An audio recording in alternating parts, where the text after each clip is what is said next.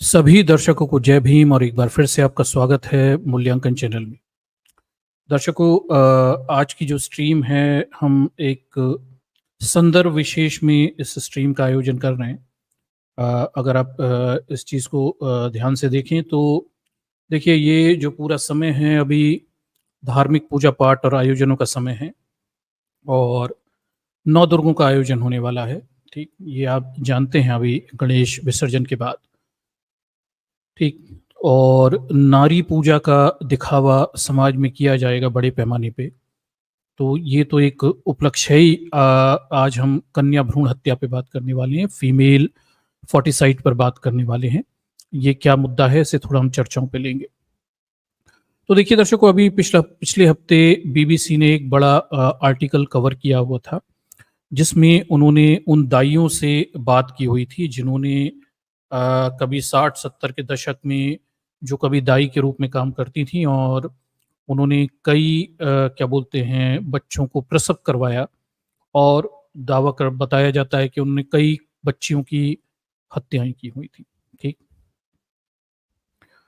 चलिए, ये कुछ लोग लिख रहे हैं कि देखिए आवाज़ कम आ रही है। दर्शकों, आप थोड़ा चेक करके बताइए, क्या आपको साउंड का इशू हो रहा है क्या?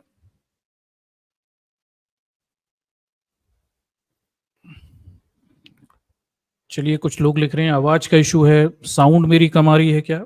अगर मेरी साउंड कम आ रही है तो आप मुझे बताएं थोड़ा सा। ठीक। चलिए, ठीक है। ओके। चलिए, मुझे लगता है उनकी तरफ से कुछ इशू होगा। चलिए, तो साउंड का इशू सर हो सकता है आप लोगों की तरफ से हो, मेरी तरफ से तो मेरे ख्याल से सही है और दर्शकों ने भी इसे कंफर्म किया हुआ है। तो देखिए, अभी बीबीसी ने एक आर्टिकल कवर किया हुआ था जिसमें उन्होंने दाइयों के इंटरव्यू रखे हुए थे, जो दाइयाँ 60-70 के दशक में प्रसव करवाती थी। क्या बोलते हैं और उन्होंने कई बच्चियों की हत्याएँ की थी, ऐसा वो खुद कबूलती हैं उस समय के माहौल के हिसाब से। ठीक।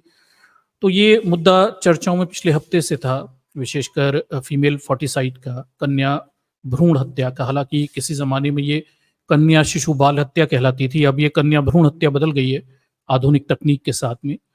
तो ये मुद्दा चर्चाओं में आ गया और अभी चूँकि हम ये देखने वाले हैं कि नौ दुर्गे आने वाली हैं, देवी पूजा, देवी आराधना के दावे किए जाएँगे, तो हमें इस मुद्दे पर भी चर्चा कर लेनी चाहिए। ये बड़ा महत्वपूर्ण मुद्दा है। ऐसे मुद्दों पे पिछले 10 सालों से चर्चा और आयोजन होना बंद हो गए। विशेष रूप से सरकार की तरफ से अब तो डेटा आना भी बंद हो गया है। पहले तो इन मुद्दों पे डेटा भी आता था, लेकिन अब धीरे-धीरे ऐसे विषयों पे ऑफ़िशियल डेटा आना भी बंद हो गया है। हमें काफ़ी मशक्कत करनी पड़ती है डेटा के लिए, क्योंकि पहले तो सरकारी संस्थाएँ ही डेटा जारी करती थी, अब तो ये संस्थाएँ प्रॉपर डेटा भी जारी नहीं करती। ठीक? तो ये थोड़ी इश्यू बने हुए हैं। तो चलिए, आज हम फीमेल फोर्टिसाइड को, कन्या भ्रूण हत्या को चर्चाओं पे लेंगे और जो लोग इस विषय को नहीं समझ पा रहे उन्हें मैं साधारण भाषा में बता देता हूँ कि भारत में ऐतिहासिक रूप से, भारत नहीं पूरी दुनिया में, विशेष संदर्भ में भारत में, हम भारत की बात कर रहे हैं, ऐतिहासिक रूप से जो बच्चियां पैदा होती थी उन्हें पैदा होते ही मार दिया जाता था। और ये जो क्या बोलते हैं समस्या थी, पूरी दुनिया की थी। भारत में आज भी ये बड़े पैमाने पे जीवित है। दुनिया के तमाम सारे विकसित देश अब इस तरह की चीज़ों से बाज आ गए हैं, आगे बढ़ गए हैं, पर भारत अभी भी इस मानसिकता से ग्रसित है और अभी भी बच्चों की, लड़कों की चाह है समाज में और लड़कियों को अभी भी पसंद नहीं किया जाता। ठीक। तो अब क्या हुआ कि आधुनिक तकनीक आ गई, अल्ट्रासाउंड मशीन आ गई। अब आपको बच्चा भ्रूण या जिसे कहते हैं कि फीटस में ही पता चल जाता है लेवल पे कि लड़का होगा या लड़की, और उसका एबॉर्शन करवा के निकलवाया जा सकता है। तो अब किसी बच्ची को पैदा होने या बनने से पहले ही हम मार सकते हैं। ये सुविधा हमें टेक्नोलॉजी ने दे दी। दुनिया भर में तकनीक से इंसानों के जीवन सुधरते हैं। यहाँ भारत में तकनीक का दुरुपयोग करके लाखों करोड़ों बच्चियों को ये समाज मार चुका है। ठीक। तो हम कन्या शिशु बाल हत्या पे बात करने वाले हैं, फीमेल फोर्टिसाइड पे बात करने वाले हैं, भ्रूण हत्या भी इसे कहा जाता है। इस पे चर्चा करेंगे, इस पे मूल्यांकन पर लेंगे और आज हम देखेंगे कि वो समाज, वो भारतीय समाज जो खुद के प्राचीन काल से सभ्य होने के दावे करता है, विशेषकर बहुसंख्यक हिंदू, और वो तमाम किस्म के स्त्री पूजा के, महिला पूजनीय हैं, इसके दावे करते हैं और वो अपने धर्म ग्रंथों से ये भी बताते हैं कि क्या बोलते हैं, महिलाओं की पूजा के प्रावधान इनके धर्म ग्रंथों में बहुत पहले से हैं। तमाम सारे श्लोक लोग बता के ये दावे करने की कोशिश की जाती है कि इनके धर्म ग्रंथों में बहुत पहले से महिलाओं की पूजा करने की बात होती है। और जैसा कि आप सुना भी होगा आपने कि यत्र नार्यस्ते पूजयन्ते तत्र रमन्ते देवता, ऐसे दावे भी ये लोग करते हैं, हालांकि उसका संदर्भ जो भी हो, पर ये दावे करते हैं। ये भी कहते हैं कि हम स्त्री शक्ति के रूप में पूजते हैं, नवदुर्गों में अभी देवी की पूजा की जाएगी और महिलाओं के बच्चियों के खाने के भंडारे किए जाएंगे। और महिलाएं तो भारत में पूजनीय हैं, विशेषकर बहुसंख्यक हिंदुओं के दावे हैं कि महिलाएं पूजनीय। तो ये जो एक चेहरा है स्त्री पूजा का, महिलाओं के सम्मान देने का दावा है, विशेषकर हिंदुओं का, आज इसे हम मूल्यांकन पर लेंगे और इस चेहरे को बेनकाब करेंगे। हम ये बताएंगे कि ये भारत, विशेषकर भारत, दुनिया में भी होता है पर विशेषकर भारत, जो ये बहुसंख्यक हिंदू यहाँ के धर्म के आधार पर जो दावा करते हैं कि स्त्री पूजक हैं, महिलाओं को सम्मान दिया जाता है, यहाँ महिलाओं की स्थिति क्या है, ये हमने कई स्ट्रीमों में महिलाओं के हालात हिंद जो हैं उन पर हमने विशेष प्रकाश डाला हुआ है। आज ये देखिए कि हम एक और महिलाओं की स्थिति को दर्शाता हुआ हम एक और संदर्भ आपके सामने रखेंगे, वो है कन्या शिशु बाल हत्या का। ठीक, यानी वो देश है जो स्त्री पूजा के दावे करता है लेकिन ये बच्चियों को पैदा होने से पहले ही मार भी देता। और ये कोई छोटी मोटी संख्या नहीं है, ये लाखों में है, ये करोड़ों में है और आने वाले 20-30 साल के लिए इसकी कल्पनाएं भी इतनी लंबी ही की गई।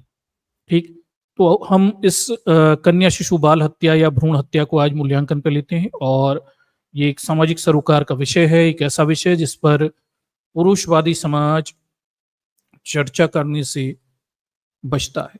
ये जो भारतीय पुरुषवादी समाज है ये कई मुद्दों पे चर्चा करने से बचता है। एक मुद्दा, महिलाओं के मुद्दों पे तो ये बात ही नहीं करता और ऐसा दिखाता है कि महिलाओं के बहुत सम्मान होता है, सारे अधिकार उन्होंने दे के रखे हुए।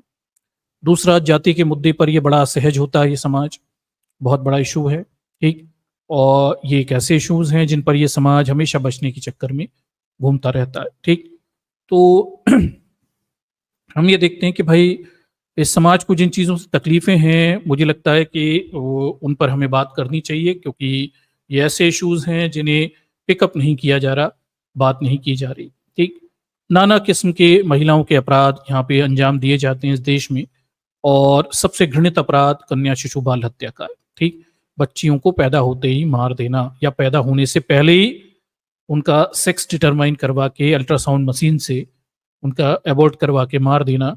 और ये एक महिला पर भी बड़ा क्राइम है जो बच्चियों को जन्म दे रही होती है और जो पैदा होने वाली बच्ची है उसे तो जन्म लेने से पहले ही खत्म कर दिया जाता है। ठीक, दर्शकों, मैं महिलाओं पे होने वाले अपराधों को कई संदर्भ में देखता हूँ। आपने देखा होगा कि मैंने ये कवर किया कि इस देश के पुरुष गुदा मैथुन करके भी महिलाओं को मार सकते हैं। फिर हमने देखा बलात्कारों से भी महिलाओं को मारा जाता है। फिर हमने देखा कि किसी छोटी बच्ची का पीरियड आ जाता है तो पुरुष को ये नहीं पता कि बच्चियों को पीरियड आता है, भाई बहन की हत्या कर देता है। ये भी हमने देखा। कई प्रकार हैं महिलाओं के अपराध के, कई प्रकार है। एक अपराध मैं अभी जिस पे थोड़ी स्टडी कर रहा हूँ वो अपराध ये है कि बड़े पैमाने पे भारत में महिलाओं के जो से कहते हैं अंत वस्त्र जो होते हैं, उनके क्या बोलते हैं, उनके जो अंडरगारमेंट्स हैं उन्हें छुड़ाने की घटनाएं सामने आ रही। ये एक अजीब बीमारी है भारतीय पुरुषों को, क्योंकि विदेशों के संदर्भ में मुझे नहीं पता, पर भारत में मैंने जब इस चीज का डेटा निकाल के देखा तो ये तो बड़ी सारी तादाद और विभिन्न शहरों से उत्तर भारत के ये एक संगठित या अपराध कहिए, बीमारी कहिए, तो महिलाओं के अंडरगारमेंट चुराने की इतनी ज्यादा खबरें रिपोर्ट हो रही हैं कि मुझे लगा कि यार क्यों ना इस पर स्ट्रीमिंग कर दी जाए। थोड़ा हास्य का विषय है महिलाओं के लिए, सॉरी, पर पुरुष इतने बीमार हैं कि महिलाओं के क्या बोलते हैं अंडरगारमेंट चुरा के भी भागते हैं। और मुझे तो बड़ा आश्चर्य लगा ये देख के कि समाज के हमने इस स्तर पे बीमार कर दिया है कि बड़े पैमाने पे ये घटनाएं रिपोर्ट हो रही हैं। ठीक, तो अजीब अजीब से अपराध होते हैं महिलाओं के विरुद्ध समाज में। ठीक, बड़े विचित्र से अपराध हैं। इस देश के पुरुष जाने किस किस किस प्रकार की महिलाओं के प्रति बीमारियों से ग्रसित हैं। अब ये तो बीमारी होगी, महिलाओं के अंडरगारमेंट चुरा के भागना, मैं समझता हूँ बीमारी ज्यादा है, अपराध कम है। ठीक है, लेकिन किस किस प्रकार के अपराधों को जन्म दिया है महिलाओं के प्रति, आप समझ सकते हैं।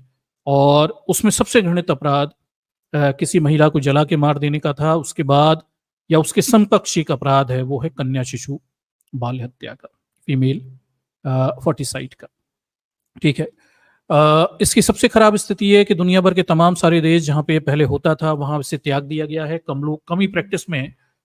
पर भारत के संदर्भ में दिखाया ये जाता है कि भाई ये तो अतीत की प्रैक्टिस थी, अब हम लोग ये सब नहीं करते। और अब तो देखिए इक्वलिटी है, कोई जातिवाद नहीं है, कोई महिला पुरुष भेद नहीं है, महिलाएं अच्छे जीन्स पैंट पहन के घूमती हैं, काम करती हैं, दे हैव इनफ फ्रीडम। और कौन महिलाओं को अब बच्चियों को मारता है?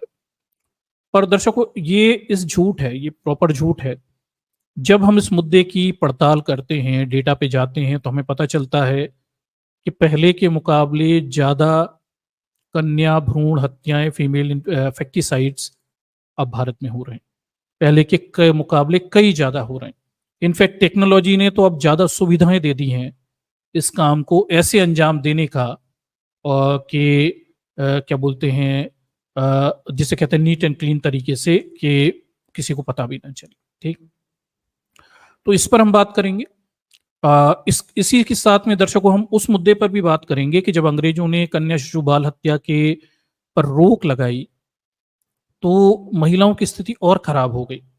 आप समझिए बात को, आपको सुनकर शायद आश्चर्य होगा, मैं अभी उस संदर्भ में भी बात करूंगा कि हुआ क्या कि अंग्रेजों के दौर में कन्याओं की बच्चियों की हत्या पर रोक लगा दी गई, और ऐसा कोई पकड़ते पाया जाएगा तो जेल में डाल दिया जाएगा।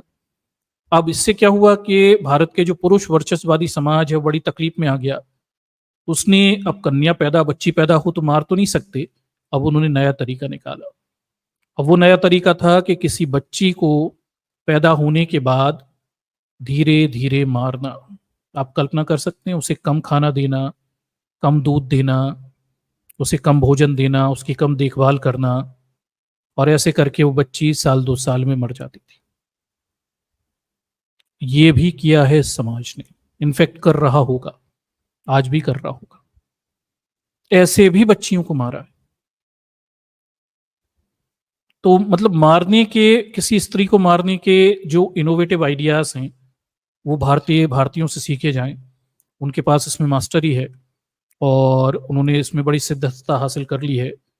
हालांकि ये दुखद विषय है, लेकिन क्या किया जा सकता है। हमें ऐसे ऐसे प्रकार मिलते हैं कि आप कल्पना भी नहीं कर सकते, आप सोच भी नहीं सकते कि कैसे तरीके निकाल लिए जाते हैं बच्चियों को मारने के। हम उन तरीकों पे भी बात करेंगे, कहीं गुड़ खिला के, कहीं क्या बोलते हैं किसी किस्म का नशा देकर, तो कहीं बच्ची पैदा होने के तुरंत बाद दूध में डुबो कर मार देना। ऐसे ऐसे तरीके इजाद किए गए थे या किए गए हैं। ठीक, अब तो जरूरत पड़ती नहीं, क्योंकि अल्ट्रासाउंड करा के पहले बच्ची पैदा होने से पहले ही पता चल जाता है, और भ्रूण में ही मारा जा सकता है, भ्रूण अवस्था में ही मारा जा सकता है। ये हम देख चुके। पर बड़ा अजीब है, बड़ा विचित्र है इस समाज का व्यवहार।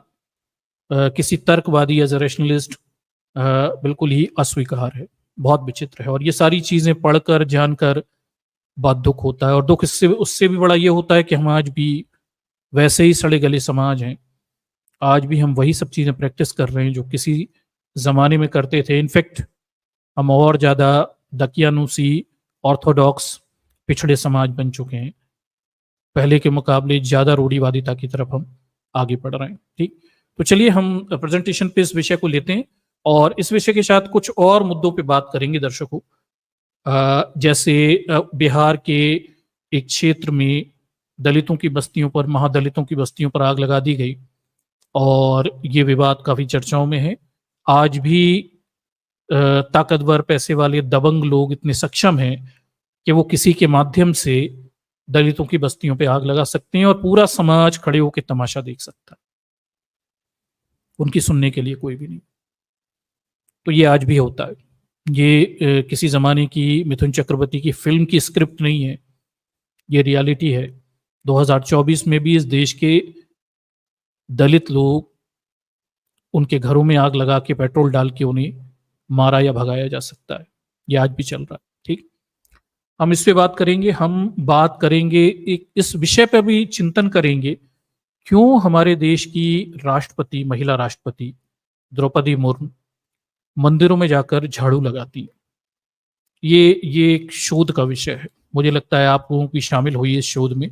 आप भी बताइए क्या कारण है। मतलब द्रौपदी मुर्मू को राष्ट्रपति बन के मंदिरों में जाके झाड़ू लगाने की जरूरत क्या है? हाल ही की घटना है, शायद आज की घटना है या कल की घटना है। उन्होंने मध्य प्रदेश की एक जगह है, वहाँ उज्जैन महाकाल मंदिर है, वहाँ झाड़ू लगाया। पर हम हमारी महामहिम राष्ट्रपति को पहले भी कई मंदिरों में झाड़ू लगाते देख चुके हैं। तो वो क्या बताना चाहती? और हमने इससे पहले किसी राष्ट्रपति को मंदिरों में झाड़ू लगाते नहीं देखा। तो द्रौपदी मुर्मू को आखिर मंदिरों में जाकर झाड़ू लगाने की आवश्यकता क्या है? वो क्या मैसेज देना चाहती हैं? वो किस चीज का प्रदर्शन करना चाहती हैं? एक राष्ट्रपति होकर उन्हें इस निम्नतर कार्य करने की आवश्यकता क्या है? क्योंकि इस काम को करने के लिए तो नौकर उपस्थित होते हैं और बाकी राष्ट्रपतियों ने तो ऐसा कभी किया नहीं। तो इस चीज को भी समझना चाहते हैं हम, उनकी मनोदशा को समझना चाहते हैं और हम जानना चाहते हैं, हम इस पर चिंतन करेंगे कि आखिर उनकी मानसिक अवस्था क्या है, क्या वो मानसिक रूप से स्वस्थ भी हैं एक राष्ट्रपति जैसे गंभीर पद की जिम्मेदारियों को निभाने के लिए? क्या किसी राष्ट्रपति को मंदिर में जाकर झाड़ू लगाना चाहिए? ये गंभीर प्रश्न है, क्योंकि ये प्रश्न तब भी उठेगा, क्या कोई राष्ट्रपति मस्जिद में जाकर झाड़ू लगाएगा और क्या कोई राष्ट्रपति गिरजाघर में जाकर झाड़ू लगाएगा? ये प्रश्न तो तब भी उठेंगे। ठीक, तो बड़ा अजीब है, बड़ा विचित्र है। द्रौपदी मुर्मू क्या अपनी मानसिक गुलामी को अभी तक निकाल नहीं पाई हैं? ये देखना पड़ेगा सर, हमें चिंतन करना पड़ेगा। हमें इस विषय को चर्चाओं में जरूर लाना चाहिए। ठीक, तो हम एंड में इस मुद्दे पर चर्चा करेंगे और देखेंगे कि आखिर स्थितियां क्या हैं और क्या वो मानसिक रूप से स्वस्थ भी हैं। मुझे तो अब क्वेश्चन खड़ा होने लगा कि मंदिरों में जाकर झाड़ू लगाती हैं तो मुझे उनकी उम्र और उनकी अवस्था को लेकर ही प्रश्न खड़ा होता है, क्या वो मानसिक रूप से स्वस्थ हैं इतने बड़े पद को बने रहने के लिए? ठीक, या वो किसी किस्म की मानसिक गुलामी का शिकार हैं और वो अस्वस्थ हैं इस ऊंचे पद पर रहने के लिए? ठीक, कई क्वेश्चंस हैं जिनके जवाब हमें मिलने चाहिए। चलिए हम प्रेजेंटेशन की तरफ चलते हैं और एक एक कर इस गंभीर विषय को समझने की कोशिश करते हैं कि आखिर ये मामला क्या है और कितना गंभीर मामला है।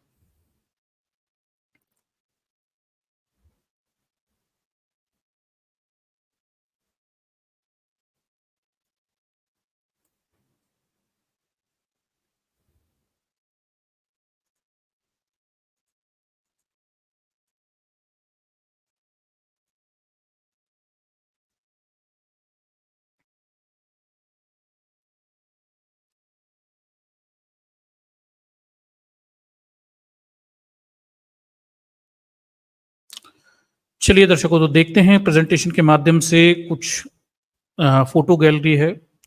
चित्र अपने आप में बहुत कुछ कहते हैं।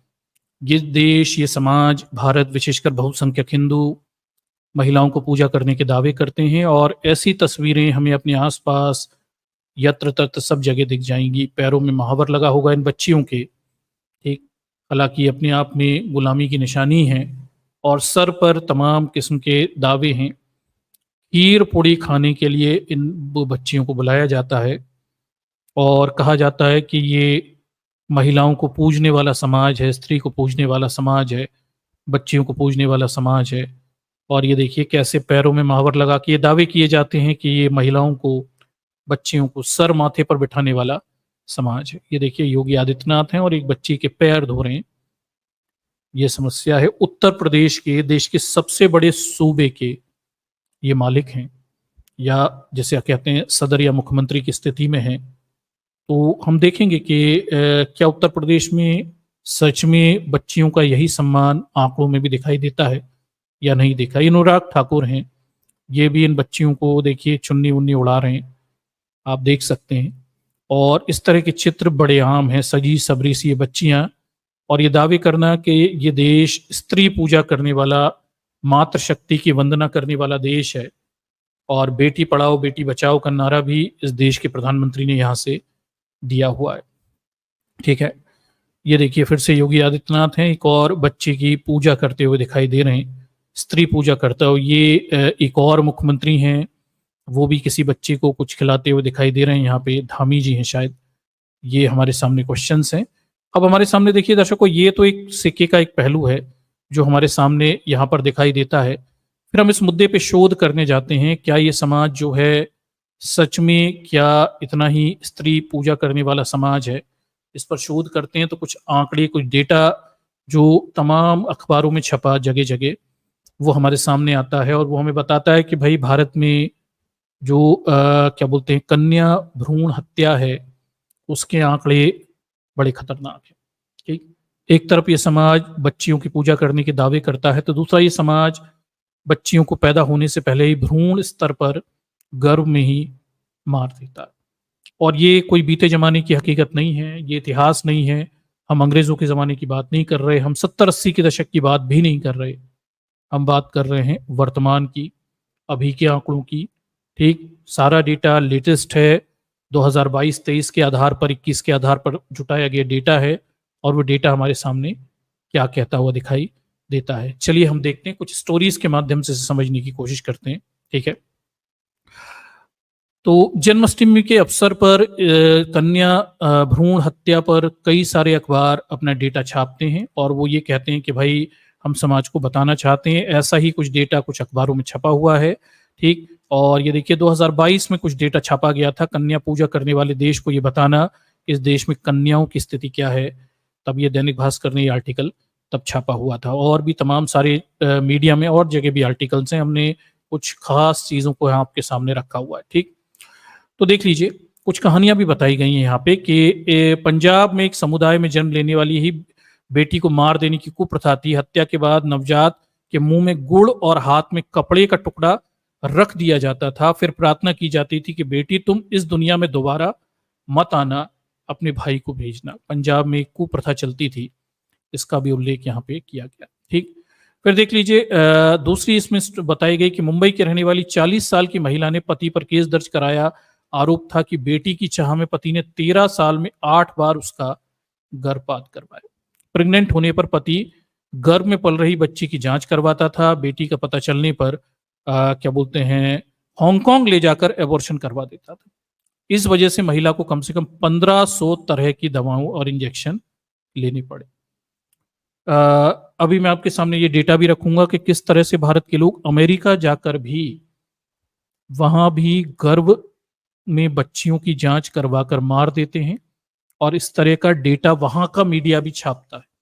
तो भारत के लोग अमेरिका जाकर भी नहीं सुधरते, वहां भी बच्चियों को मारना जारी रख रहे हैं। ठीक, क्योंकि वहां अल्ट्रासाउंड कराना और फीटस टेस्ट करवाना फ्री है और ओपन है, वहां इस तरह के प्रतिबंध नहीं है क्योंकि वो इतना गंदा समाज नहीं है कि बच्चियों को मार दे। पर वहां भारतीय लोग जाकर फीटस टेस्ट करवाते हैं और बच्चियों को मार रहे हैं और इसकी संख्या भी वहां अच्छी खासी है। तो अमेरिका जाकर भी ये वही के वही हैं, जातिवादी, महिला विरोधी।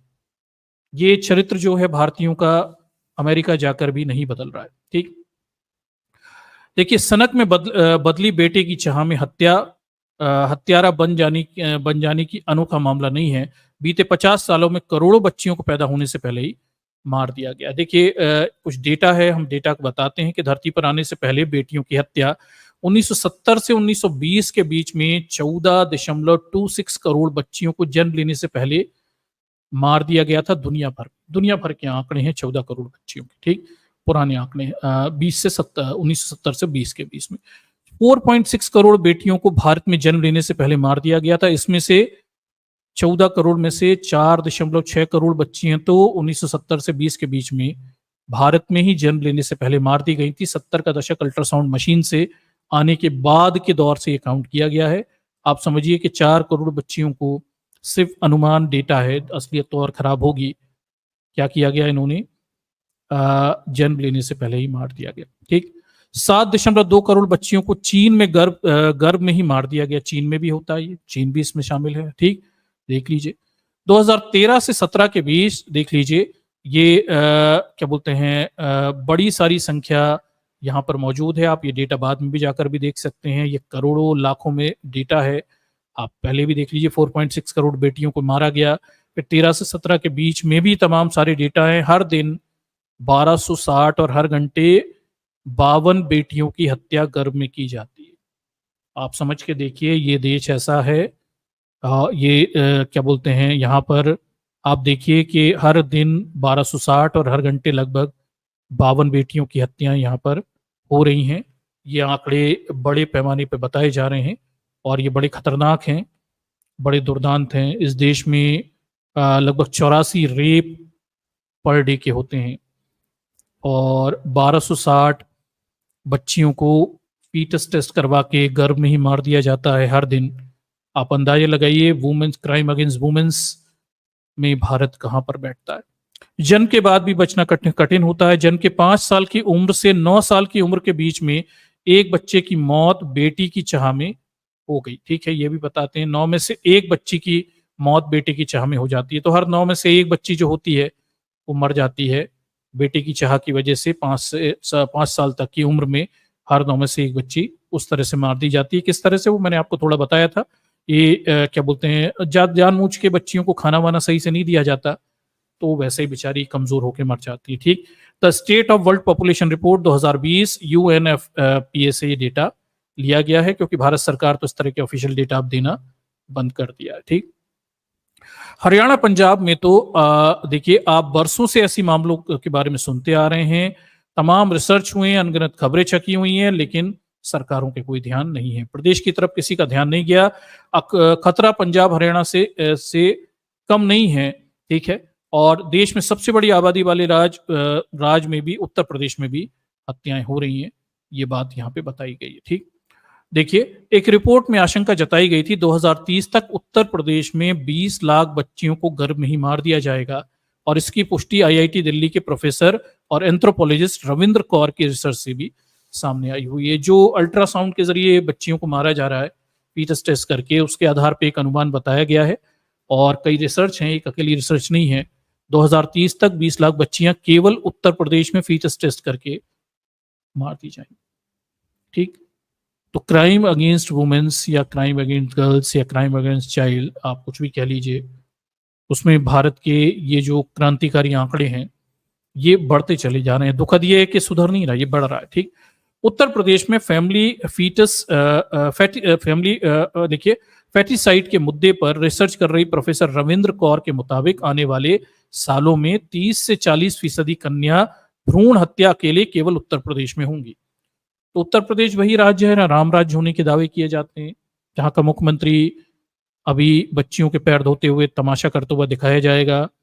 पर परेशानी है कि यहाँ का समाज दकियानुसी पिछड़ा है, और आने वाले समय में ये दावा कर रही हैं प्रोफेसर के उत्तर प्रदेश में 30 से 40% कन्याएं भ्रूण हत्या के जरिए क्या बोलते हैं अकेले उत्तर प्रदेश में ही मारी जाएंगी। देश में सबसे बड़ा राज्य भी है आबादी के हिसाब से, सबसे ज्यादा भ्रूण हत्याओं में भी अब इसका आंकड़ा बढ़ता चला जा रहा है। ठीक, बेटियों की संख्या कम होने की वजह से बड़ी संख्या में लड़कों की शादियां नहीं हो सकेंगी। तो ये भी एक दावा है कि लड़कों को भी शादियों में परेशानी आएगी, उसका डेटा भी है।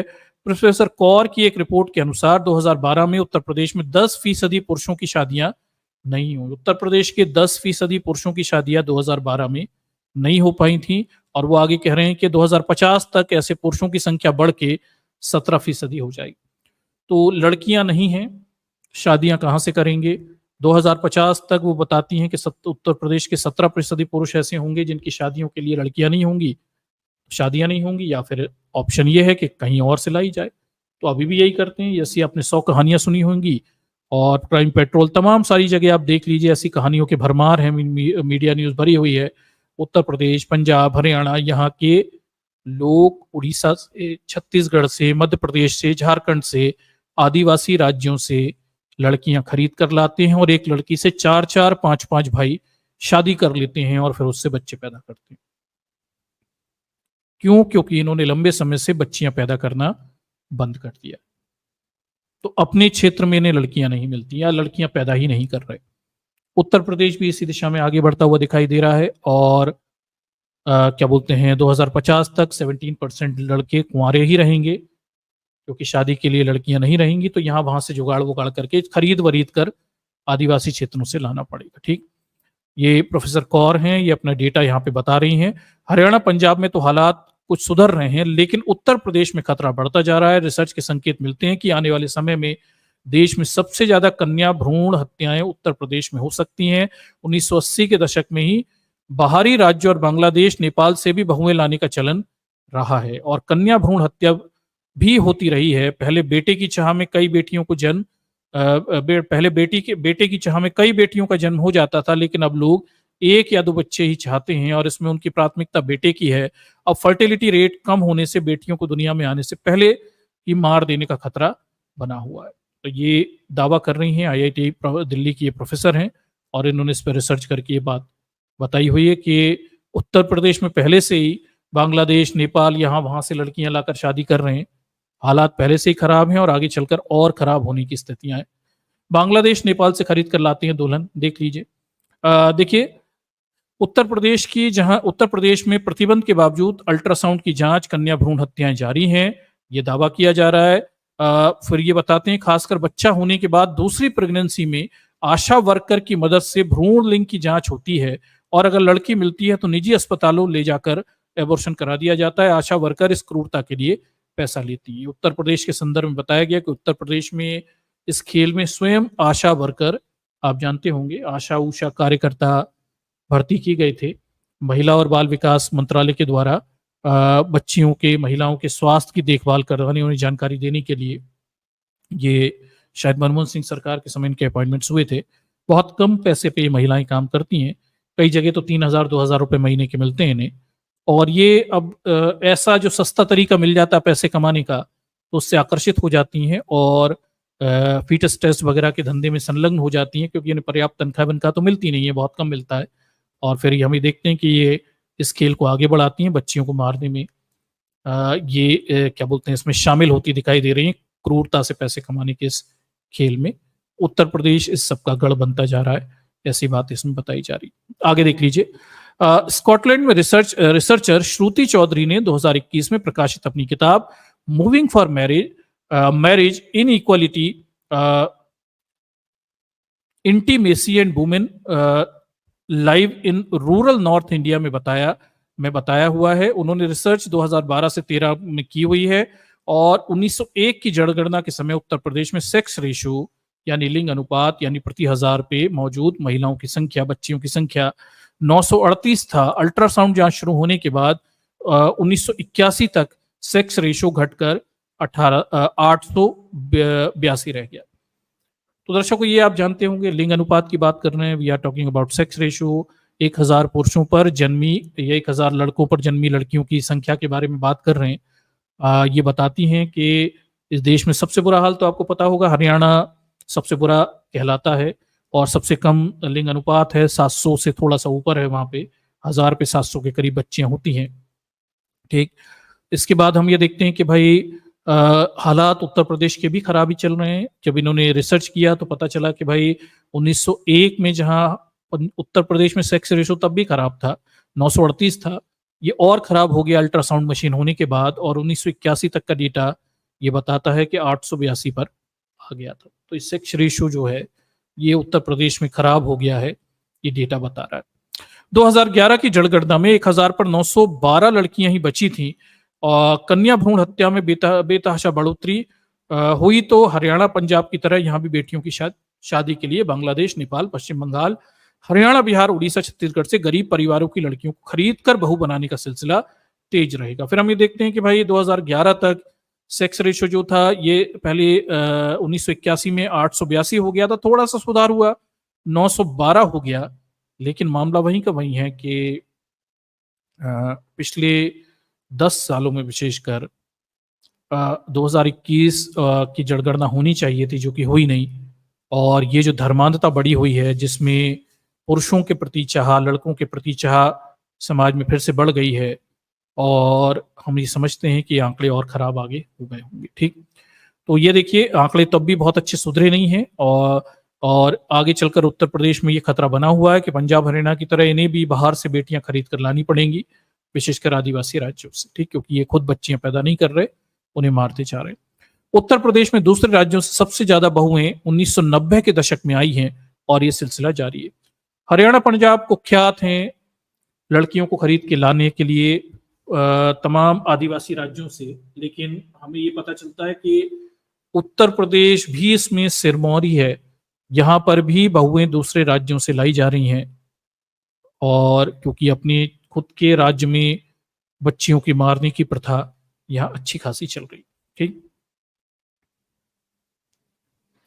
कन्या भ्रूण हत्या की वजह से लड़कियों की शादियां नहीं हो पा रही हैं, लड़कों की शादी नहीं हो पा रही है। दूसरी तरफ लड़कियों को भी बाल विवाह और हिंसा का सामना करना पड़ रहा है। तो ये भी एक समस्या है दर्शकों कि जब बच्चियां पैदा होने से पहले मार दिया जाता है, फिर बच्चियों की शादियों के लिए कम होती हैं बच्चियां तो उन पे दबाव बनाया जाता है, फिर कम उम्र में शादी की जाती है और शादी के बाद उन्हें हिंसा सहनी पड़ती है, बच्चे लड़का पैदा करने का दबाव रहता है और बार बार उन्हें प्रेग्नेंट भी किया जाता है ताकि वो लड़का पैदा करें और लड़की पैदा होने की स्थिति में एबॉर्शन भी उन्हें सहना पड़ता है। ये भी एक परेशानी है। 2050 तक 10% बढ़ सकते हैं 50 साल से ज्यादा उम्र के कुंवारे। तो दैनिक भास्कर ये छाप रहा है कि 2050 तक ये हाल हो सकता है कि भारत में 10% तक बढ़ सकते हैं 50 साल से ज्यादा उम्र के कुंवारे। ऐसे बहुत सारे लोग होंगे जो 50 साल से ज्यादा उम्र के रहेंगे 2050 तक और उन्हें कुंवारे ही रहना पड़ेगा, because we are killing the female child. हम बच्चियों को मार रहे हैं। तो आगे चलकर बहुएं लड़कियां कहां से मिलेंगी? ठीक, तो बड़ी तादाद कुंवारों की होने वाली है। 2055 तक भारत में शादी के लिए लड़की का मिलना हो सकता है मुश्किल। 23.3% महिलाओं की शादी 18 साल की उम्र के पहले ही हो जाती है। बिहार पश्चिम बंगाल में 5 में से हर दूसरी लड़की का बाल विवाह होता है। झारखंड, राजस्थान, आंध्र प्रदेश, मध्य प्रदेश में 3 में से 1 लड़की का बाल विवाह हो जाता है। 18 साल की उम्र से पहले शादी करने वालों 32% महिलाएं घरेलू हिंसा को झेलती हैं। 18 साल की होने के बाद शादी करने वाली 17% महिलाएं घरेलू हिंसा का सामना करती हैं। 2005-6 में 47% लड़कियों के बाल विवाह हुए थे। 2019 से 22 के बीच में यह आंकड़ा 23.3% पर आ गया। तो हम ये देख रहे हैं कि जो 2019-21 का डेटा है वो ये तो बता रहा है कि 47% से घटकर ये 23.5% आ गया बाल विवाह, लेकिन 23.5% भी दर्शकों बहुत ज्यादा है, बहुत खराब है। अगर आप 2024 में हैं, आप आधुनिक दौर में जी रहे हैं, मॉडर्न क्या बोलते हैं पूरा जिसे कहते हैं सिस्टम, मॉडर्न एजुकेशन सिस्टम सब कुछ उपलब्ध है और फिर भी इस देश में अगर बाल विवाह हो रहे हैं तो आप समझिए कितनी बड़ी आबादी को हम पढ़ाई लिखाई से रोक रहे हैं। उनके जीवन के मूलभूत अधिकार यानी प्रगति करने की, अपने व्यक्तित्व विकास करने की तमाम सारे अधिकारों से वंचित करके उन्हें शादी में झोंक रहे हैं बच्चियों को। और ये जो बालिका होंगी 18 साल से कम उम्र की, वो जब शादी में जाएंगी तो उन पर फिर बच्चे पैदा करने का दबाव फिर डाल दिया जाएगा अल्पायु में। बाल विवाह का शिकार हुई 60% महिलाएं 18 साल की उम्र में पहले ही मां बन जाती हैं। ये देख लीजिए, वो डेटा फिर बताता है कि ज्यादातर महिलाएं, जो 60% महिलाएं बाल विवाह होता है, उन्हें बच्चा पैदा करने का दबाव भी उनके ऊपर पहले बना दिया जाता है। उत्तर प्रदेश में सबसे ज्यादा खराब होंगे हालात। ये स्पेकुलेशन है कि आगे चल के उत्तर प्रदेश में सबसे ज्यादा खराब हालात होने वाले हैं। 2017 से 30 के बीच भारत में 68 लाख बेटियां जन्म लेने से पहले ही मार दी गई। आप अंदाज लगाइए दर्शकों, 68 लैक्स जो क्या बोलते हैं फीमेल चाइल्ड थी, उन्हें इस देश में मार दिया जाएगा 17 से 30 के बीच में जन्म लेने से पहले। 17 से 25 के बीच में हर साल 4.69 लाख बच्चियों को गर्भ में ही हत्या की आशंका है, जबकि 2026 से 30 के बीच में हर साल 5.19 लाख बेटियों को जन्म नहीं लेने दिया जाएगा। अब इसमें दर्शकों देखिए, जो कन्या शिशु बाल हत्या है, फीमेल क्या बोलते हैं फेक्टिसाइड है, कई बार क्या होता है कि बच्ची को पैदा होने की 24 घंटे में मारा जाता है, कई बार पैदा होते ही मार दिया जाता है और कई बार भ्रूण अवस्था पे मारा जाता है। इसलिए 3 अलग अलग प्रकार के स्पेकुलेटिव डेटा हमारे सामने हैं on the basis of present data कि हम ये करेंगे। मोटा मोटा हमें ये समझ में आया कि 2017 से 30 के बीच में लगभग 68 लाख बेटियों को जन्म लेने से पहले लोग मार देंगे या भारत मार देगा। और ये बहुत बड़ी आबादी, ये इसलिए बड़ी आबादी है कि आप समझ के देखिए, कुछ देश ऐसे हैं जिनकी पूरी आबादी भी इतनी नहीं होती जितनी हम बच्चियों को मारने जा रहे हैं। यूरोप के कई देश होंगे जिनमें इतनी आबादी भी नहीं होगी। जितनी बच्चियों को मारने का प्लान 2030 तक इस देश ने बना लिया है, क्योंकि ये 2 धर्मांध हैं, जातिवादी हैं, पुरुषवादी हैं। और आगे चलकर हम एक मुद्दे पे बात करेंगे जिसपे मेरी कई एक्सपर्ट्स को लेकर असहमति है। वो कहते हैं कि भाई बच्चियों को ये लोग इसलिए मारते हैं क्योंकि दहेज देना पड़ता है, अकाउंटेबिलिटी होती है, बच्चियों की सुरक्षा की। दर्शकों, मैं इस बात से बिल्कुल सहमति नहीं रखता। आपको शायद आश्चर्य होगा, मैं सीधी बात कहता हूं, सारा मामला इस हिंदू धर्म का है। इस धर्म में सिखाया जाता है, इस धर्म में बताया जाता है कि तुम मरने के बाद तुम्हारा जो कहते हैं मोक्ष तभी प्राप्त होगा जब लड़का पिंडदान करेगा। आपके घर में, हमारे घर में तमाम बूढ़ी औरतें, वो बस पिंडदान हो जाए, हम तर जाएं, मोक्ष मिल जाए, ये एक सबसे बड़ा कारण है लड़के की चाह का। ठीक है, ये सबसे बड़ा कारण। तो बाकी कारण सब पीछे हैं, झूठे हैं। मैं कहता हूं पहला कारण धर्म है। अब ये जो एक्सपर्ट्स होते हैं, ये धर्म को कोई कारण नहीं मानते, ये बाकी कारण पहले बता देते हैं। अरे दहेज होता है, बच्चियों के साथ जिम्मेदारी होती है, और तमाम सारी बातें। अरे ये सब सेकेंडरी चीज है, पहली चीज तो वो धर्म है ना, जो क्या बोलते हैं, लड़के को पिंडदान का अधिकार दे रहा है, और लड़के के पिंडदान से ही मुक्ति प्राप्त होगी माँ बाप की, दादा दादी की, सबकी। वो सबसे बड़ी मनोदशा बनाने वाला कारक है, वो सबसे बड़ा निर्धारक कारक है, लड़का चाहिए। फिर इसके बाद सेकेंडरी कारक हैं कि दहेज देना पड़ता है, लड़कियों को पढ़ाना पड़ता है, पढ़ने के बाद वो कौन सा हमें फायदा देती हैं, दूसरे के घर में कमाई करेंगी, वो सब सेकेंडरी कारण। अकाउंटेबिलिटी, रिस्पॉन्सिबिलिटी होती है एक बच्चे की सुरक्षा की। और बहुत सारे पुरुष अपने पुरुषवाद में लड़की को अपनी कमजोरी के रूप में देखते हैं कि अगर उनकी लड़की है तो मतलब वो कमजोर हैं। पुरुषों की दुनिया में लड़के होंगे 8-10 तो वो ताकतवर होंगे, क्योंकि वो मिलकर लड़ सकते हैं। वो पुरुष को इस तरह से भी देखते हैं। तो वो सेकेंडरी चीज है। प्राइमरी चीज मैं धर्म को मानता हूं कि धर्म में ये जो धार्मिक संस्कार करने के अधिकार पुरुषों को देके रखे हुए हैं, ये बताया गया कि पुरुष या लड़के के ही पिंड से आपको मोक्ष की प्राप्ति होगी, ये सबसे बड़ा कारण है। और जब तक लोग धार्मिक आडंबर से बाहर नहीं निकलेंगे, तब तक महिलाओं के, बच्चियों के प्रति उनके नजरिए नहीं सुधर सकते। और यही कारण है कि आज तक भारत में आधुनिकता हो गई, महिला बच्चियां शिक्षा ग्रहण करती हैं, पढ़ती लिखती हैं, लड़कों से ज्यादा कमाती हैं। इनफैक्ट मैं जाने कितने घरों को जानता हूं जहां ज्यादा सपोर्ट बहुओं का है, बेटियों का है, वो कमा कर लाई। नहीं तो पहले तो खाने नहीं होता था, अब बच्चियां कमाने लगी, बहुएं कमाने लगी, तो आज उनके घर में काफी समृद्धि है। ठीक, तो भी उन्हें निम्नतर स्थिति से देखा जाता है, और इसके बावजूद भी उन्हें पुरुषों की, लड़कों की चाह होती है, क्योंकि धर्म एक बहुत बड़ा कारण। ठीक, रिलीजन एक बहुत बड़ा कारण है। तो हमें ये सबसे प्राइमा फेसी रिलीजन को एक बड़ा कल्पेट के रूप में यहाँ लेना पड़ेगा, और बच्चियों के गर्भ में मारने की जो प्रथाएं हैं, उसके पीछे धर्म को सबसे बड़ा दोषी कारण के रूप में दर्शाना पड़ेगा। आगे देखिए, सऊदी अरब के king Abdullah University of science and technology के प्रोफेसर फेकिंग चाओ ने 2020 में आई अपनी रिसर्च में ये बात कही कि जर्मन पोल्स में छपी उनकी रिपोर्ट में बताया गया कि सबसे खराब हालत उत्तर प्रदेश की होगी। सिर्फ यूपी में ही 2017 से 30 के बीच 20 लाख बेटियां दुनिया में नहीं रहेंगी। तो इन्होंने अलग रिसर्च किया, ये भी कुछ अच्छा खासा डेटा बता रहे हैं, ये 20 लाख के करीब बता रहे हैं। बेटे की चाह में उन्हें गर्भ में ही मार दिया जाएगा, और ये कोरा अनुमान नहीं है, ये बात उनके वैज्ञानिक रिसर्च पर आधारित है। देखिए, हमारे पास मल्टीपल रिसर्च मौजूद हैं, ये दावा कर रहे हैं कि बड़ी संख्या में उत्तर प्रदेश में आने वाले समय में बच्चियों को फीटस टेस्ट करके मारा जाएगा। ठीक, आंकड़े कितने भी हों, कहीं 68 लाख हों, कहीं कुछ हों, चाहे 20 लाख हो, बट ये तो पक्की बात है कि ये सब चल रहा है। अल्ट्रासाउंड के जरिए फीटस टेस्ट करवाया जा रहा है, और मारने के तरीके निकाल लिए गए हैं, और भ्रूण हत्याएं भारत में अभी भी चल रही। देखिए, सबसे बड़ी आबादी वाले राज्य में कम पैदा हो रही हैं लड़कियां, ये डेमोग्राफी के आधार पर भी ये बात बताई गई थी।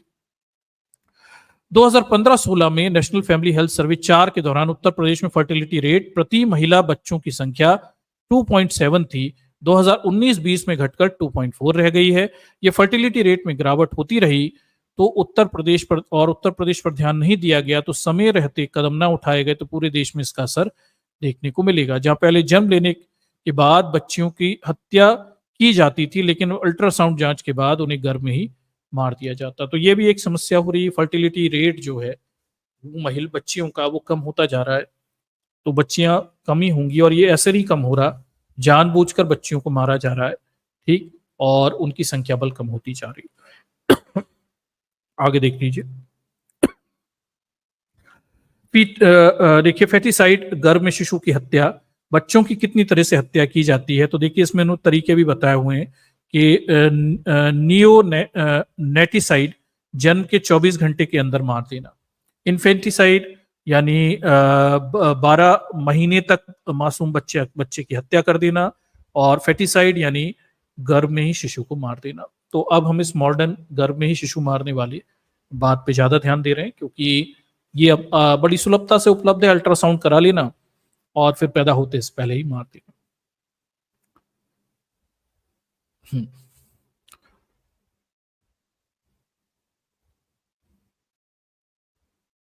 आगे देख लीजिए। फिर हमें ये पता चलता है कि गलत सोच ले रही है बेटियों की जान, ये भी बताया जा रहा है। बेटे परिवार की संपत्ति हैं तो बेटियां जिम्मेदारी, पिता का वंश बेटे आगे बढ़ा सकते हैं, बेटियां पराया धन है, शादी के बाद दूसरे घर जाती हैं, दहेज का चलन हमेशा से बेटियों की हत्या की बड़ी वजह है, शादी के बाद बेटी मायके की आर्थिक मदद नहीं करेगी, बुढ़ापे में माँ बाप की देखरेख बेटा बेटा करता है, जो ज्यादा बच्चे नहीं पाल सकते वे भी बेटा ही चाहते हैं। ये कुछ कारण बताए गए हैं, पर मैं कहूंगा कि ये सारे कारण सेकेंडरी हैं। प्राइमरी कारण रिलीजन है, धर्म, जो धार्मिक संस्कार करने के अधिकार पुरुषों को देता है और पुरुषों के माध्यम से ही मोक्ष की प्राप्ति होती है, पिंडदान वगैरह होते हैं। ठीक, ये सबसे बड़ा कारण पुरुषों की लड़कों के प्रति चाह का ये सबसे बड़ा कारण है। और एक बार आप धार्मिक बेड़ियां तोड़ दीजिए, एक बार धर्म के प्रचलन बंद हो जाएं, या फिर महिलाओं को भी धार्मिक संस्कार करने के अधिकार दे दिए जाएं, तो अब आप देखेंगे कि समाज में लोगों की सोच में बदलाव हो सकते हैं। क्योंकि मैंने ऐसे कई घर देखे हैं कि जहां लोगों के पास पैसा है, बच्चियों को पालने की क्षमताएं भी हैं, उन्हें दहेज देने में भी कोई परेशानी नहीं, वो खुला जीवन भी जीते हैं, ओपन एंडेड हैं, सोच से भी खुले हैं, पर फिर भी उन्हें लड़का चाहिए, क्योंकि वो धार्मिक रूप से खुली सोच नहीं अख्तियार कर पाए। उन्हें अभी भी लगता है कि मोक्ष होता है, पिंडदान होता है, लड़का पिंडदान करेगा, ठीक, तभी जाकर आपको परलोक में मुक्ति मिलेगी, नहीं तो आत्मा भटकती रहेगी। ये जो मानसिकता है वो बाज नहीं आ रही, वो जा नहीं रही। इसलिए अच्छे खासे घरों में भी लड़कों के प्रति चाह मौजूद है, जबकि वो सक्षम है अपनी लड़कियों को बेहतर जीवन देने के लिए, और दे भी रहे हैं। ऐसा नहीं पढ़ा लिखा रहे हैं, सब कर रहे हैं, उसके बावजूद भी चाह उनकी लड़कियों की कि अगर लड़का हो जाए, लड़कों की है, लड़का हो जाए तो ज्यादा बेटर है। इस सोच के पीछे धर्म एक बहुत बड़ा दकियानुसी कारण है। और लोगों को रैशनल बनाना, नास्तिक बनाना, धर्म से दूर करना, आडंबरों से दूर करना, ये बहुत जरूरी है। तभी बच्चियां यहाँ पर जीवित बढ़ पाएंगी, या महिलाओं को भी सम्मान पुरुषों के बराबर मिल पाएगा। ठीक, आगे देखिए। मानसिक दबाव, ईगो और चिंता पेरेंट्स को बना देती है हत्यारा। भ्रूण हत्या के पीछे जो वजह बताई जाती हैं, देख लीजिए। उनमें साइकोलॉजिस्ट हैं डॉक्टर राजीव मेहता, ये कई सारी कारण बता रहे हैं कि बेटे को जन्म देने की सामाजिक दबाव रहता है, वंश के नाम पर पैदा होने वाला अहम अहम है, दहेज की परेशानी, बुढ़ापे में ख्याल कौन रखेगा, चिंता के बारे में लोग दिलो दिमाग पर इतना हावी हो जाता है कि अच्छा बुरा नहीं सोचते और कन्या भ्रूण हत्या जैसी कदम उठा लेते हैं। हाँ, ये सामाजिक दबाव होता है दर्शकों, ये जिस समाज में हम रहते हैं वहाँ इस बात का बड़ा दबाव होता है कि अगर आपकी पहली लड़की पैदा हो गई तो फिर दूसरा लड़का होना चाहिए, और दूसरा लड़का ना हो तो फिर तीसरा तो होना ही चाहिए, और तीसरा ना हो तो चौथा होना चाहिए। पहले लोग इस क्रम में 8-10 बच्चे पैदा कर बैठते थे, पर वो बच्चियां पैदा तो हो जाती थी। लेकिन अब एक परेशानी हो गई है कि अल्ट्रासाउंड मशीन है, भारत में लॉ एंड ऑर्डर सिस्टम कचड़ा है। उत्तर प्रदेश और कई पिछड़े राज्यों में तो खुलेआम सब चलता है, आप कुछ पैसे दीजिए, अल्ट्रासाउंड कराइए, अगर लड़की हो तो वहीं पे एबॉर्शन करवा दीजिए, और लड़का हो तो फिर पैदा होने दीजिए। ठीक, ये इस वजह से अब बच्चियां पैदा ही नहीं की जा रही हैं, और लड़का पैदा होने तक वो चांस लेते रहते हैं, और इस पूरे खेल में बच्चियां मरती हैं। दूसरी लड़की जो बहू बन के बैठी है, उसे कई बार एबॉर्शन कराने का कष्ट सहना पड़ता है, उसे बार बार प्रेगनेंसी का कष्ट सहना पड़ता है, और सारा कष्ट महिला के हिस्से पर ही आता है, चाहे मरने का, चाहे बच्चा पैदा करने का, एबॉर्शन करने का, बार बार सब कुछ महिला के हिस्से आता है। पुरुष केवल दूर से बैठ के आनंद उठाते हैं। हाँ, लड़का हो जाए तो फिर समाज में प्रतिष्ठा पुरुषों की बढ़ती है। ठीक, महिला एक सम्मान की बात होती है, महिला को लगता है लड़का हो गया तो अब समाज में उसका सम्मान बढ़ गया, लेकिन वास्तव में ये सारा पुरुषवादी चक्कर है। महिलाओं को तो ये झूठा ही एहसास कराया जाता है कि लड़का पैदा कर दिया तो बहुत बड़ा तीर मार दिया। ठीक, तो वंश कौन आगे बढ़ाएगा, ये भी बड़ा लोगों के सामने चिंता रहती है। और लड़का होना चाहिए वंश आगे बढ़ाने वाला। ठीक, तो वंश की भी बहुत चिंताएं हैं, मतलब आज का ठिकाना नहीं है, लेकिन वंश की बहुत चिंता है। फिर दहेज देना पड़ेगा, बुढ़ापे में कौन ख्याल रखेगा, मतलब लड़के बुढ़ापे में ख्याल रखेंगे, लड़की नहीं रख पाएगी। ये भी सोच बड़ी अजीब है, क्योंकि अब तो हम इन सीमाओं से परे चले गए हैं। लड़का हो या लड़की, हम जिस सामाजिक व्यवस्था को बना के बैठे हुए हैं, इसमें कोई भी पैसे कमाएगा, अच्छी स्थिति में होगा, पैसा खर्च करेगा, अपने माँ बाप का ख्याल रख सकता है। अब तो पहले जैसी स्थिति नहीं रहेगी कि खुद अपने कंधे पे ढोना है। ठीक, पर फिर भी लोगों के अंदर बच्चों की, पुरुषों की, लड़कों की चाह बनी हुई है। ठीक, ये देख लीजिए, देश में दूसरी बेटी को नहीं लेने दिया जाता जन्म। तो इसमें भी दर्शकों एक डेटा यह भी है कि ज्यादातर मामलों में दूसरी बेटी को नहीं लेने दिया जाता। पहली बेटी हो जाए तो फिर दूसरा लड़का चाहिए, और दूसरा लड़का ना हो तो फिर गर्भ में ही उसे मार दिया जाता है। 1981 से 1916 के बीच के डेटा हैं। पहले एक बेटी है तो दूसरा बच्चा होने पर हर 1000 लड़कों के मुकाबले लड़कियों की संख्या 930 से घटकर 855 हो गई। 1981 से, अल्ट्रासाउंड शायद 1970 से काम कर रही है भारत में, देखिए 1970 के बाद ही है। तो 1981 से 16 के बीच का डेटा ये कह रहा है कि दूसरा जो बच्चा हो रहा है, दूसरी जो बच्ची होनी चाहिए, दूसरा लड़का पैदा होता है, दूसरा बच्चा होता है लोगों का, वहां पे जो सेक्स रेशो है वो 1000 के मुकाबले क्या बोलते हैं 930 होना चाहिए, लेकिन वो घट के 885 हो जाता है। तो पहला बच्चा होने की स्थिति में ओवरऑल सेक्स रेशो वो अच्छा होता है, 930 के करीब है, लेकिन दूसरे बच्चे के मामले में 885 गिर जाता है, जो दिखाता है कि लोग दूसरे बच्चे के रूप में लड़का ही चाहते हैं, लड़की नहीं चाहते। ठीक, चाहते तो पहले के रूप में भी, पर दूसरे में तो उन्हें बिल्कुल लड़का ही चाहिए, और काफी संख्या कम हो जाती है, मतलब काफी ज्यादा नीचे गिर रहा है डेटा। ठीक, पहले से 2 बेटियां हैं तो तीसरा बच्चा होने पर हर 1000 लड़की के मुकाबले लड़की 1000 लड़कों के मुकाबले लड़कियों की संख्या 968 से गिरकर 788 चली जाती है। अब ये तीसरा बच्चा होने पर तो और ज्यादा गिर जाती है, वो तो हर हाल में लड़का चाहिए, और ना हो तो फिर फीटस टेस्ट करा के मार दिया जाता है बच्चे को। इसलिए हम ये देखते हैं कि तीसरे बच्चे की स्थिति में ये आंकड़ा 968 होना चाहिए, 968, लेकिन गिरकर ये 788 पर पहुंच जाता है। तो आप इस क्रम को देखिए, पहला बच्चा हुआ, नॉर्मल सेक्स रेशियो देश का है वो चल रहा है, उसमें भी लड़कियां कम है, लड़के ज्यादा है। दूसरा बच्चा हुआ, नॉर्मल से गिर के 885 पे आ गया।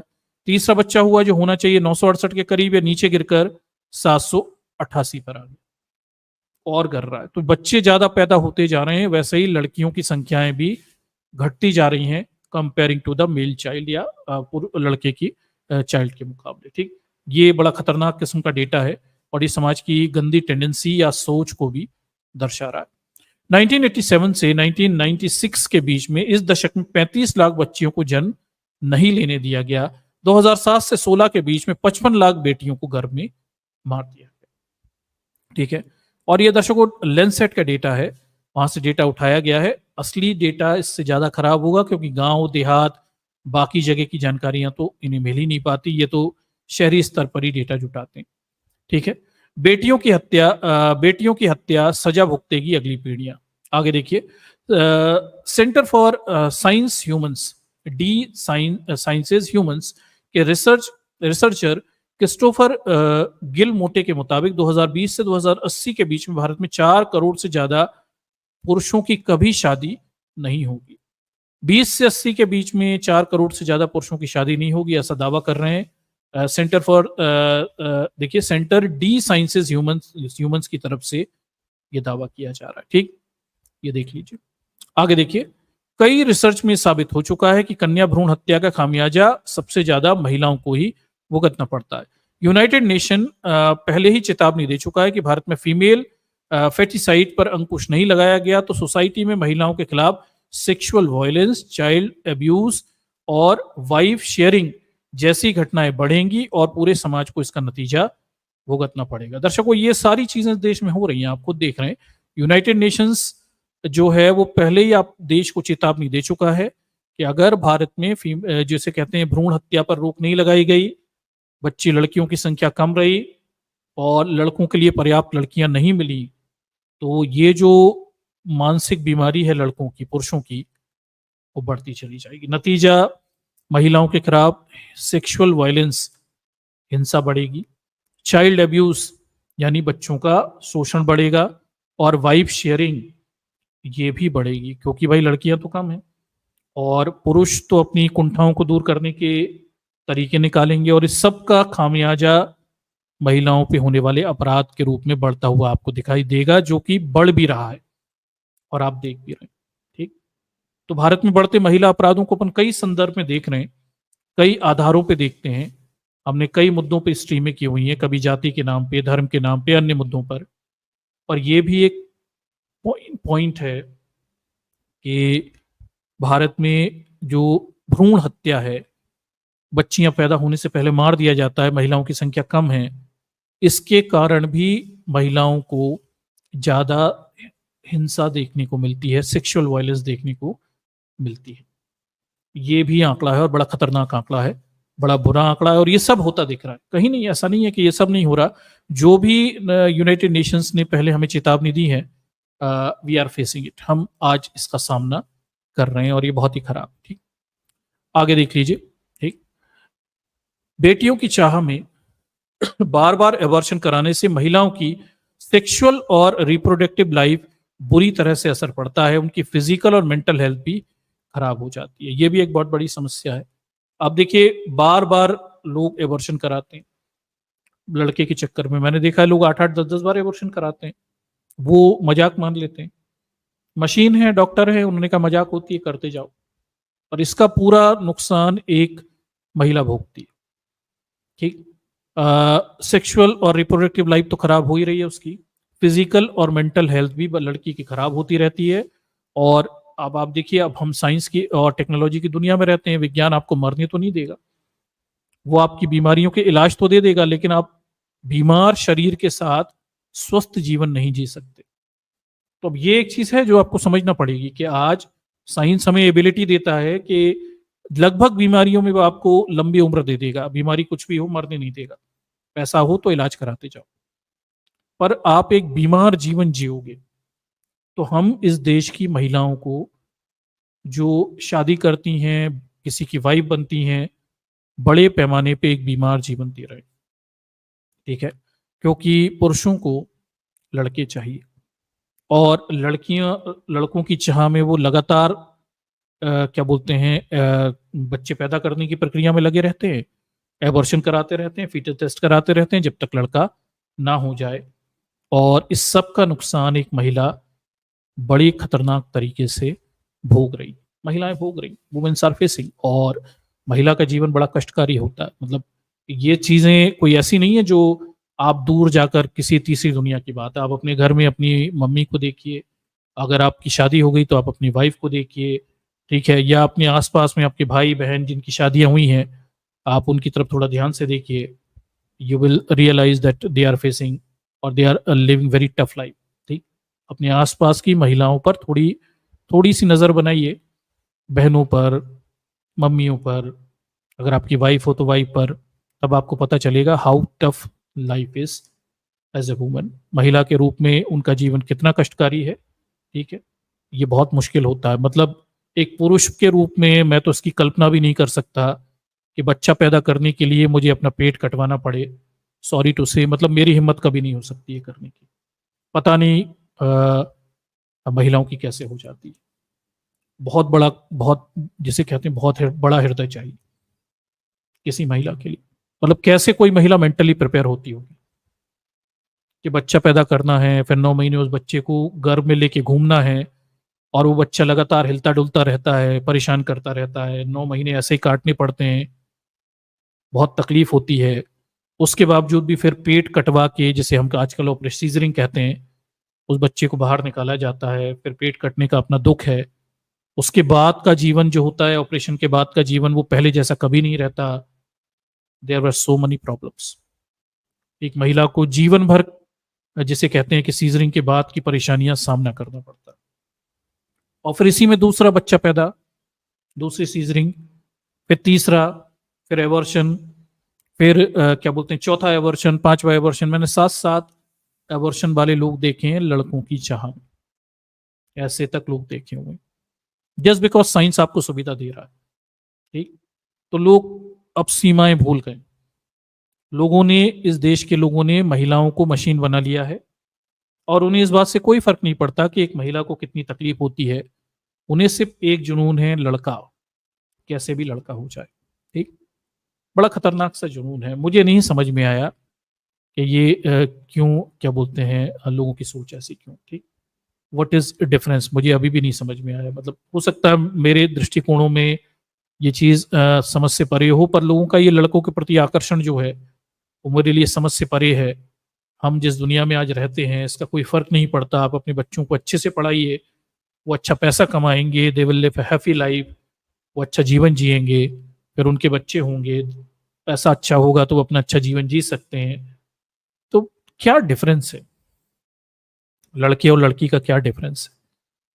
पर फिर भी पागलपन है, फिर भी जुनून है कि कौन पिंडदान करेगा, कौन अर्थी ले जाएगा, पिंड सही से दान नहीं हुआ तो आत्मा बन के भटकते रहेंगे। मतलब अजीब और गरीब सोच है जमाने की। ठीक, अजीब और गरीब सोच है। दहेज प्रथा से जो लोग ग्रसित हैं, उसके लिए बच्ची मार देते हैं, वो भी धर्म से जुड़ा हुआ एक मामला है, आप भी जानते हैं। ठीक, सामाजिक बुराई है पर आती धर्म से ही है, क्योंकि धर्म में ही अर्थ को, पैसे को, हिंदू धर्म में मोक्ष का एक माध्यम माना गया। इसे आप अच्छे से समझिए, हिंदू धर्म में जो मोक्ष के माध्यम है उसमें धर्म की बात की गई है, यानी अपनी धार्मिक जातिगत नियमों को मानना, उसके बाद उसमें अर्थ की यानी पैसे को, विलासिता को बताया गया, फिर काम यानी सेक्स को अपना एक तरीका बताया गया, और ये तीनों काम करने से मोक्ष की प्राप्ति होती है। ठीक, तो अब आप समझिए कि उसका संबंध भी उसी से है, वही धार्मिक प्रक्रियाओं से ही सारी गंदगियां निकल कर यहाँ पे आ रही हैं। लोगों की मनोदशाएं धर्म ही बना रहा है, और वही सबसे बड़ा कल्पिट भी है। ठीक, तो ये काफी लिमिटेशंस हैं एज बीइंग ए वुमेन। जीवन बहुत कष्टकारी है, बहुत तकलीफदायक है, और इसी में आज की महिलाएं जॉब भी करती हैं। तो वो, ये एक बहुत बड़ी तकलीफदायक चीज़ है। पुरानी महिलाएं जॉब नहीं करती थी तो वो घर पे रहती थी, लेकिन आज की महिलाएं इन लिमिटेशंस के साथ में जॉब भी करती हैं। तो वो सीजरिंग भी करवाती हैं, उनके ऑपरेशंस भी होते हैं, ऑपरेशन के बाद उन्हें तमाम सारे परेशानियों का सामना करना पड़ता है। गिफ्टेड परेशानी जो सीजरिंग के साथ होती है वो बीपी की और शुगर की, ये तो मिलना ही मिलना है। 90% महिलाओं को ये गिफ्ट मिलता है। ठीक, सीजरिंग कराई और उसके बाद पक्के में उन्हें शुगर और बीपी तो होना ही, तो इसके साथ उन्हें फिर जीवन भर जीना है, और फिर उन्हें जॉब भी करना है, फिर जॉब का प्रेशर भी है, वर्कलोड भी है, नहीं तो वहां पे भी आपकी परेशानियां खड़ी हो जाएंगी। तो मैं समझता हूँ बहुत ज्यादा मुश्किल है किसी महिला का जीवन जीना। ठीक, मतलब आप अगर समाज थोड़े गहराई से देखे तो बहुत मुश्किल है, ये पूरा सिस्टम ही बहुत मुश्किल है। उसी पर ये समाज ये भी चाहता है कि एक महिला साड़ी पहनकर स्कूटी भी चलाए, एक्टिवा भी चलाए और अपनी जॉब पर भी जाए। तो ये एक और डोंटिंग टास्क है महिलाओं के लिए। मुझे ऐसा लगता है कि कोई जैसे कहते हैं जिग जैग पजल गेम चल रहा है महिलाओं के लिए। पुरुषों ने रच दिया है कि इतनी हमने ट्रबल्स, इतनी बाधाएं बना दी हैं, अब आप में दम हो तो आप इसे पार करके जीवन जी के बताओ। ठीक, वो तो पार करके बताओ, मतलब इतना सब करके बताओ, आप बच्चे भी पैदा करो, सीजरिंग भी कराओ, जॉब भी करके आओ, पैसे भी कमाओ, साड़ी पहन के स्कूटी भी चलाओ, दम है तो करके बताओ। ठीक, तो इतना कष्ट भरा एक महिला का जीवन है, बहुत मुश्किल है। और इसे आप महसूस करना चाहें तो कभी साड़ी पहन के स्कूटी चला के देखिए, आपको पता चल जाएगा ये काम अपने आप में बहुत मुश्किल होता है, किसी सर्कस से भी ज्यादा कठिन काम है। But how womens are doing मुझे नहीं पता। मैं ऐसी बच्चियों को भी देखता हूँ, कि लड़कियों को भी देखता हूँ कि दो दो बच्चों को बिठाकर, तीन बच्चों को बिठाकर स्कूल छोड़ने जाती हैं, साड़ी पहन के, एक्टिवा चला के। तो ये भी एक जिम्मेदारी है कि सुबह उठ जाओ, तीन बच्चे पैदा करो, पर उन तीन बच्चों को स्कूल भी छोड़ने जाओ, एक्टिवा पे टांग के, एक को आगे टांगा, एक को पीछे टांगा, एक को बीच में फंसाया, फिर उसमें भी साड़ी ही पहननी है। ये भी एक समस्या है। तो ये बहुत कष्टकारी है, मतलब सॉरी, मतलब वो अजीब ही है पूरा। और ये सिस्टम समझ से परे है। अब क्यों हमने किसी के लिए ऐसी बाध्यताएं, ऐसे रिस्ट्रिक्शंस लगाए हुए हैं, और क्यों किसी का जीवन हमने इतना ऑब्स्टिकल्स लगा दिए हैं कि you have to live such a difficult और किसी पजल को सॉल्व करने जैसा जीवन आपको जीना है, और you have to live this every day. आपको रोज ऐसे ही जीना है, रोज इन्हीं जीवनों के साथ जीना। और इसी बीच में महिलाओं के अपने निजी जीवन की परेशानियां वो भी है, वो तो आप जानते ही हैं, वो तो उन्हें भोगना ही है, पुरुषों को तो नहीं भोगना पड़ते, बाकी बहुत समस्याएं भी उनकी चलती रहती हैं। तो थिंग्स आर वेरी पैथेटिक और अजीब है। मतलब मुझे समाज के ये जो रस्मों रिवाज है, रीति रिवाज है, इनसे बड़ी शिकायतें हैं, और मेरी तो खुली बगावत है इनके प्रति। मतलब मुझे नहीं पसंद आते। किसी के लिए भी हम इतना मुश्किल तकलीफ भरा जीवन क्यों बनाएं, ऐसे रूल्स रेगुलेशन क्यों बनाएं कि कोई, मतलब ये अननेसेसरी रूल्स एंड रेगुलेशन है दर्शकों। मुझे तकलीफ इस बात की है कि क्या इनकी जरूरत है, क्या ये वर्थेड है, क्या इससे कोई फायदा हो रहा है, मतलब क्यों बनाए हैं आपने नियम, पता नहीं क्यों बनाए हुए, बस हैं, समस्या है। और क्यों ये सोशल प्रेशर हम बना रहे हैं, बस बना रहे हैं क्योंकि कुछ लोग हैं जो पुरुषवादी सोच के लोग हैं, उन्होंने इस तरह का सिस्टम डिजाइन किया हुआ है, और उनके डिजाइन सिस्टम में महिलाओं को somehow they have to live the life. ठीक, यही परेशानी है।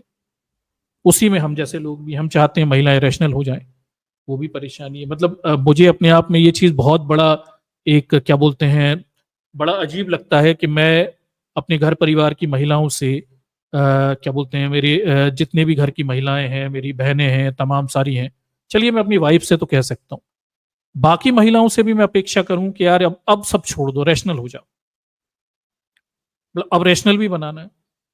जीवन भर उन्हें धर्मांध बनाया, अंधविश्वासी बनाया, पूजा पाठ करवाई बाप ने, बेटे ने, माँ ने, सब ने। उसके बाद फिर हम लोग नए, हम रैशनल लोग खड़े हो गए, हम कह रहे नहीं नहीं अब ये सब छोड़ दो, अब रैशनल हो जाओ। अब और एक नई चीज खड़ी हो गई, तो एक नई डिमांड और आ गई उनके लिए, भैया अब ये भी करो, क्योंकि अब ये भी हो रहा है। तो महिलाओं के लिए ये एक और नया चैलेंज पुरुषों ने तैयार कर लिया कि बाप के यहाँ रहकर तो आप बिल्कुल अंधविश्वासी रहो, धर्मांध रहो, लिंग की पूजा करो, जल चढ़ाओ, सब कुछ रहो। फिर उसके बाद किसी से शादी हो जाएगी, वो रैशनल रहेगा, वो कहेगा वो सब छोड़ दो जो पहले से कर रही थी 20-25 साल, सब छोड़ो, अब तुम मेरी तरह से जियो। अब वो भी यहाँ पे तय करना, तो एक और नया चैलेंज भी है महिलाओं को जो आगे चलकर फेस करना पड़ेगा कि वो अपने बाप के यहाँ जो जो सीख के आएंगे, आगे चल के किसी रैशनल से शादी करके उन्हें सब छोड़ना पड़ेगा।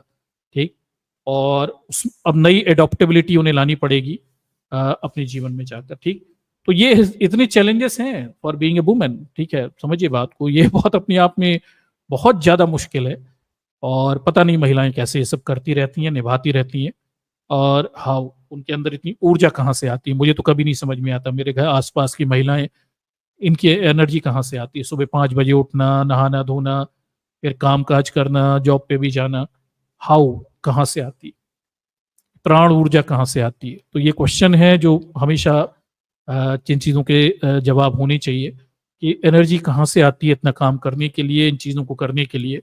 बाकी पुरुषों का जीवन तो आप जानते ही हैं, पैर पे पैर रख के सोते रहना, और अपने काम का घर में तमाशा बताना कि देखो मैं पैसे कमा के लाता हूँ, बहुत बड़ा काम करता हूँ, भले ही महिला भी कमाती हो, पर भी पुरुष ही दिखाएंगे ऑब्वियसली।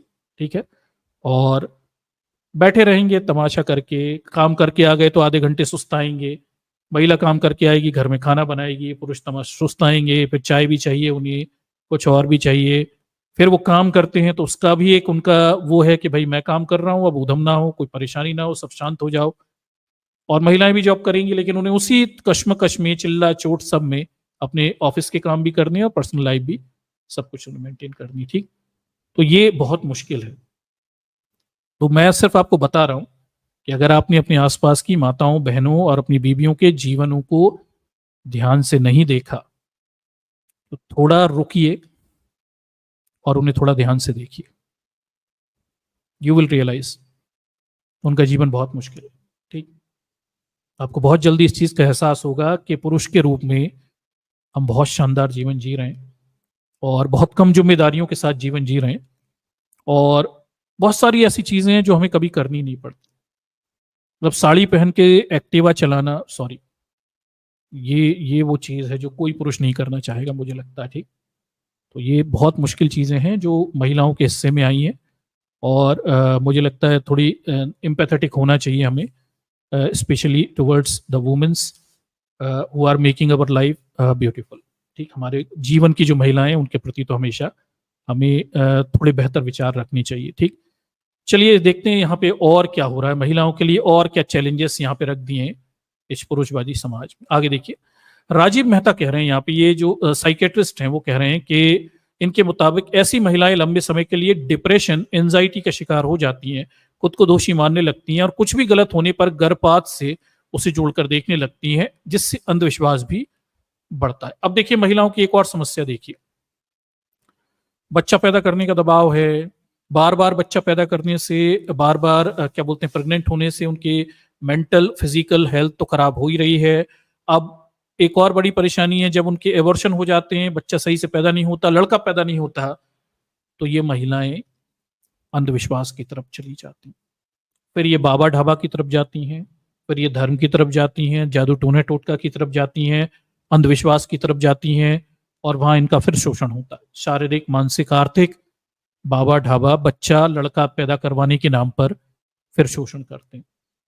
तो मतलब अब आप देखिए इसमें कितने सारे कंडीशंस जुड़ गई। एक महिला जैसे लड़का भी पैदा करना है, लड़की हो गई तो उसे लड़का भी चाहिए, फिर लड़का पैदा नहीं हो रहा तो बार बार एबॉर्शन हो रहे हैं, एबॉर्शन हो रहा है तो उसे लगता है कि कोई दोष हो गया, तो वो बाबा ढाबा धर्म के चक्कर में फंस गई, फिर वहां पर वो बाबा ढाबा और वो सब मिलके भी उनका या तो आर्थिक, मानसिक या शारीरिक वो भी शोषण कर रहे हैं। तो एक और फैक्टर देख लीजिए, मतलब पुरुषों ने ये भी रच रखा है कि अगर लड़का ना हो तो उसका ही दोष है, और फिर वो धार्मिक अंधविश्वास के जरिए बच्चा पैदा करवाए। जैसा कि आप जान रहे हैं, वो एक बाबा है, वो कहता है गोबर खाओ, उस दिन बच्चा पैदा, लड़का पैदा होता है। वो एक बाबा है, वो कहता है कि दूसरे, चौथे, आठवें दिन गर्भधान करो, उससे बच्चा पैदा होता है। मतलब ये सब भी कंडीशंस मानी, क्योंकि लड़का पैदा करना है। तो आप अंदाजा लगाइए कि यहाँ पे कितनी सारी मुश्किल है। एक तरफ बच्ची को मार देते हो, जो पैदा हो जाती हैं गलती से, उनका जीवन हेल के समान है, उनका जीवन नर्क के समान, ठीक।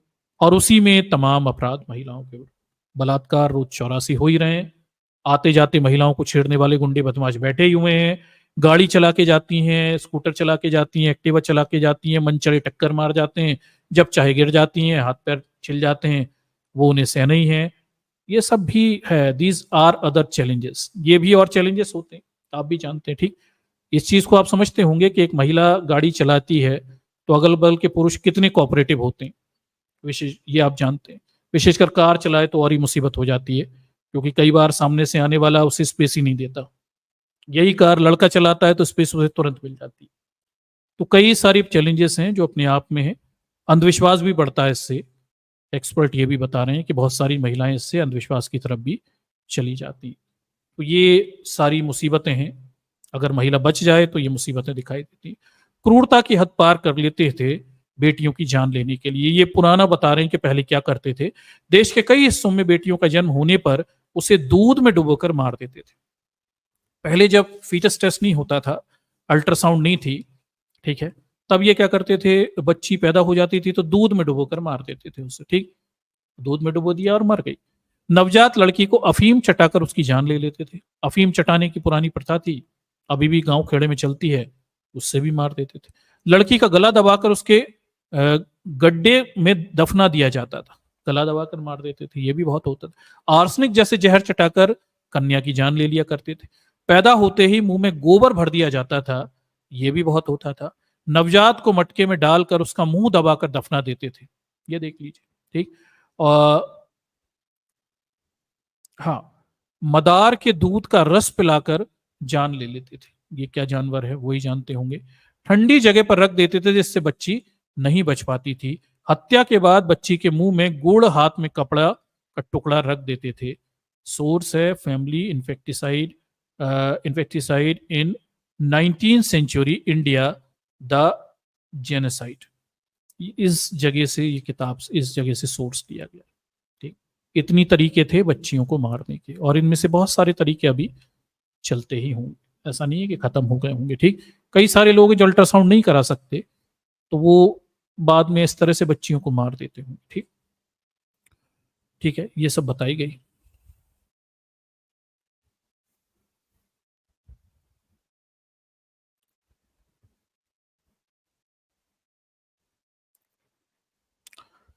1820 में गवर्नर एल्फिंसन ने बॉम्बे देखिए इन्फेंटिसाइड फंड बनाया। बच्चियों की हत्या न रोक पाने वाले भारतीय अफसरों के जुर्माना वसूल कर इस फंड में जमा किया जाता था और अच्छे काम करने वाले को इससे पुरस्कृत किया जाता था। ये हो गया। इसी बीच 1833 में क्या बोलते हैं, ये राजाओं की बात लिखी हुई है। राजा वाजा क्या बनाएंगे, अंग्रेज सरकार ने तो सारे नियम बनाए हुए। ठीक। ब्रिटिश अधिकारी ने पहली बार दिया था ध्यान। 1789 में ब्रिटिश सरकार शासन के दौरान पहली बार सरकार का ध्यान कन्या भ्रूण हत्या पर गया था। और ये यहाँ पे बताया गया है। ये उत्तर प्रदेश के जौनपुर में तैनात जोनाथन डंकन ने इस बारे में अधिकारियों को सूचित किया। ठीक, देखिए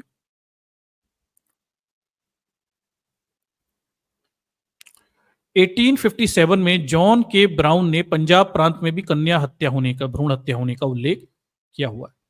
1870 में बना था कानून, मिली थी मौत की सजा। ठीक है। 1870 में जब ब्रिटिश सरकार ने इस पर रोक लगाई तो इसकी हत्या घोषित करते हुए फांसी, उम्र कैद जैसी सजाएं तय कर दी गई। लेकिन इस कानून का शिकार भी महिलाएं हुई, क्योंकि हत्याएं अधिकतर मां से करवाई जाती थी और फिर दाई से। तो दर्शकों, ये भी देखिए हास्यता देखिए, अंग्रेजों ने जब फीमेल इंफेक्टिसाइड के लिए, या जिसे कहते हैं अपन कन्या भ्रूण हत्या के लिए जब कानून बनाया 1870 में, तो उन्होंने कहा उम्र कैद या फांसी की सजा होगी। लेकिन वो फांसी और उम्र कैद की सजाएं भी महिलाओं को हुई। मतलब महिला पैदा ना करने का दोष भी महिला के सर ही मढ़ा गया। पुरुष दूर खड़े होकर तमाशा देखते रहे, या तो दाई मरती थी या मां मरती थी, सजा भी नहीं मिलती थी। ठीक। 5 से 10 साल के अंदर महिलाओं पर भ्रूण हत्या के कुल 381 केस दर्ज हुए, जिनमें से 81 मामले में मौत की सजा सुनाई गई, जिनमें से 3 को सजा मिली थी। वहीं 152 महिलाओं को राज निकाला दे दिया गया। यह भी देख लीजिए, जब अंग्रेजों ने कानून बनाया तो सजाएं भी महिलाओं को ही हुई। तो ये पुरुषों के कानून, पुरुषों का समाज और महिलाओं को पैदा होते से मार देना, उसका भी अपराध महिलाओं के सर ही मढ़ दिया और उन्हें सजा दी गई। और 381 केस दर्ज किए गए, 18 मामले में मौत की सजा भी महिलाओं को दी गई। यह भी विचित्र संयोग है, पुरुष यहां पर भी बच निकले। लड़का पुरुषों को चाहिए, दबाव महिलाओं पर है, और उस बच्ची को मारने की जिम्मेदारी भी किसी महिला के सर पर ही है। तो पुरुष यहां भी अपने हाथ गंदे नहीं करेंगे। दाई मारेगी या मां मारेगी, और सजा भी यही भुगतेंगे। बेचारी 381 महिलाओं पे केस दर्ज हुए, 18 को मौत की सजा भी हो गई। आप समझ सकते हैं कि अत्याचार और अपराध की ये दास्ताएं हैं, और इसमें कमजोरों पर जो अत्याचार किए जा रहे हैं उसकी कोई सीमा नहीं है। मैं कहूंगा ये असीमित अत्याचार है, शायद इससे ज्यादा कोई सीमा हो भी नहीं सकती। ठीक। महिला बनी कानून का शिकार। मद्रास प्रेसिडेंसी में 10 साल के दौरान 112 केस ट्रायल के लिए लिए गए। बॉम्बे प्रेसिडेंसी में 1871 से 1875 के बीच 43 मामले आए। उत्तरी प्रांत और अवध में देख लीजिए 19 महिलाओं पे केस दर्ज किए गए। लंबी लिस्ट है, पूरे सब लिस्ट दी हुई है। ठीक। इनमें से अधिकतर मामलों में महिलाओं को ही फांसी और उम्र कैद की सजाएं सुनाई गई, लेकिन 7 सिस्टर्स पर है नाज। ये भी देख लीजिए, 19वीं शताब्दी में असम और ब्रिटिश बर्मा में कन्या भ्रूण हत्या का एक भी केस दर्ज नहीं किया गया। तो ये हम जानते हैं कि आदिवासी इलाकों में, आदिवासी समाजों में महिला पुरुष समानता होती है। हालांकि अब तो आदिवासी समाज इस हिंदू धर्म से ग्रसित हो गया, तो वहां भी इस तरह के भेदभाव हो गए। पर जो ट्राइबल सोसाइटी होती है वहां स्त्री पुरुष समानता होती। ठीक। और वहां पे इस तरह के भेद नहीं होते। तो हमें ये पता चलेगा कि 19वीं सेंचुरी के डेटा देखते हैं तो असम में, अरुणाचल प्रदेश, मणिपुर, मेघालय, नागालैंड, त्रिपुरा, जितने भी ट्राइबल स्टेट्स हैं, यहाँ कोई भी जिसे कहते हैं कि इन्फेक्टिसाइड का कोई केस हमें नहीं दिखता। इन्फेक्टिसाइड का, भ्रूण हत्या का कोई केस यहाँ पे नहीं दिखता है। ठीक। ये तब की बात है दर्शकों। अब चूंकि हिंदूवादी व्यवस्था आदिवासी समाज पर भी हावी कर दी गई है, तो शायद अब वहां पर आपको महिला अपराध देखने को मिल जाए, महिला अत्याचार देखने को मिल जाए। लेकिन अब इस बात को समझिए, जब हम पहले के समाज में जाते हैं तो आदिवासी समाज, जितना भी हमारी ट्राइबल सोसाइटी है, ट्राइबल कल्चर है, वहां मेल फीमेल इक्वलिटी दिखती है आपको। ठीक। और उनके सोशल रूल्स रेगुलेशंस, उसमें इक्वलिटी ज्यादा अच्छी दिखती है। ठीक। दोनों मिलजुल कर, स्त्री पुरुष मिलजुल कर वन्य जीवन में कष्टों को सहते हुए अपने जीवन को जीते हैं और ज्यादातर आदिवासी समाज में महिला पुरुष समानता होती है। ठीक, आज की स्थितियां छोड़कर। आगे देख लीजिए। देश में 1000 लड़कों के मुकाबले लड़कियों की राष्ट्रीय औसत 929 है। त्रिपुरा में 1000 के मुकाबले 1028 लड़कियां हैं। अभी भी देखिए 2011 की जनगणना के हिसाब से भी अभी भी बेहतर स्थितियां दिखाई देती हैं। आदिवासी राज्यों में आज भी हम देखते हैं कि सेक्स रेशो अच्छा है और महिलाओं लड़कों के मुकाबले लड़कियों की स्थिति हमेशा अच्छी बनी रहती है। आगे देखिए क्या होना चाहिए नॉर्मल सेक्स रेशो। 100 लड़कियों पर 102 से 106 लड़कियों का जन्म हो तो इसे बायोलॉजिकल तौर पर नॉर्मल सेक्स रेशो माना जाता है। अब नॉर्मल क्या होना चाहिए, तो नॉर्मल होना चाहिए 100 पर लड़कियों पर 102 से 106 लड़के, तो ये बायोलॉजिकल नॉर्मल सेक्स रेशो माना जाएगा। ठीक, आगे देखिए, अगर लड़कों की संख्या इससे भी ज्यादा होने लगे तो इसका मतलब है कि अगर लड़कों की संख्या इससे ज्यादा होने लगे तो इसका मतलब है लड़कों की चाह में बेटियों की हत्याएं हो रही। ठीक, तो 100 के मुकाबले 102 से 106 लड़के हो रहे हैं लड़कियों के मुकाबले, तो ठीक है। ज्यादा होने लगे तो फिर मामला गड़बड़ा। इसे साइंस में सेक्स सिलेक्शन कहते हैं, जो बच्चों के जन्म से पहले ही हो सकता है और बाद में भी। चीन में कुछ हिस्सों में 100 लड़कियों के पर लड़कों की संख्या 125-130 तक दर्ज की गई। चीन में तो भी हालत खराब रहे। आगे देखिए, सजा से बचने के लिए बरतते हैं क्रूरता, ये भी देख लीजिए। तो पढ़े लिखे तबके में इस पर देखिए, जब कन्या भ्रूण हत्या पर अंग्रेजों ने रोक लगाई तो पढ़े लिखे तबके पर बहस छिड़ गई और कुछ लोगों ने इस कानून का विरोध किया और सजा से बचने के लिए लोगों ने बेटियों को मारने का नया क्रूर तरीका निकाल लिया। तो दर्शकों, ये भी देखिए ऑन रिकॉर्ड बात है कि जब अंग्रेजों ने कन्या शिशु हत्या पर रोक लगाई तो पढ़े लिखे लोगों ने उस समय विरोध किया था, ये तो आपको पता है। हमने कई सारे मुद्दों पे देखा, महिलाओं की बाल विवाह शादी की उम्र बढ़ाने को लेकर तिलक जैसे लोग विरोध कर रहे थे और कन्या शिशु बाल हत्या पर रोक लगाई थी, तब भी रूढ़िवादी ब्राह्मणवादियों ने विरोध किया था। ठीक है, और इन्होंने फिर इस सजा से बचने के नया तरीका निकाल लिया। ये नया तरीका वही है जो मैंने पहली देर बताया था। देखिए, इस दौरान उर्दू अखबार ने इस पर खबर लिखी थी। 1870 के द इंफेक्टिसाइड एक्ट से बच्चों की हत्या रोकने की जगह हालात और बदतर हो गए। उस समय के एक अखबार ने छापा हुआ था। पहले जन्म होते ही बेटियों की हत्या कर दी जाती थी, लेकिन अब उन्हें इतने खराब हाल में रखा जाता है कि 1 से 2 साल के अंदर बीमार होकर मर जाती हैं। बेटियों को मारने की पुरानी प्रैक्टिस से भी ज्यादा घिनौना तरीका ये है। तो जब अंग्रेजों ने कानून बनाया तो यही भारतीय समाज के लोग, यही महिलाओं की पूजा करने वाले लोग, इन्होंने नया तरीका निकाल लिया। और वो नया तरीका क्या था, बड़ा साफ था। ठीक, वो ये करते थे कि भाई बच्ची पैदा होते मत मारो, उसे 1-2 साल तक इतने खराब एनवायरनमेंट में रखो, उसे अच्छा दूध मत दो, खाने पीने मत दो, उसे बाकी की सुविधाएं मत दो, गंदे रखो, तो बेचारी वो मरी जाएगी 110 साल के अंदर, 1-2 सालों के अंदर। ठीक, ये प्रैक्टिस की गई। इनफैक्ट ये प्रैक्टिस के अंश आप आज भी भारतीय समाज में देख सकते हैं। ठीक, दर्शकों, ये क्वेश्चन मैं आपके हिस्से में छोड़ता हूं कि आज भी रूढ़िवादी हिंदू समाज में महिला शादी के बाद और घरों में भी एक प्रैक्टिस चलती है। ठीक, जो इसका अंश है।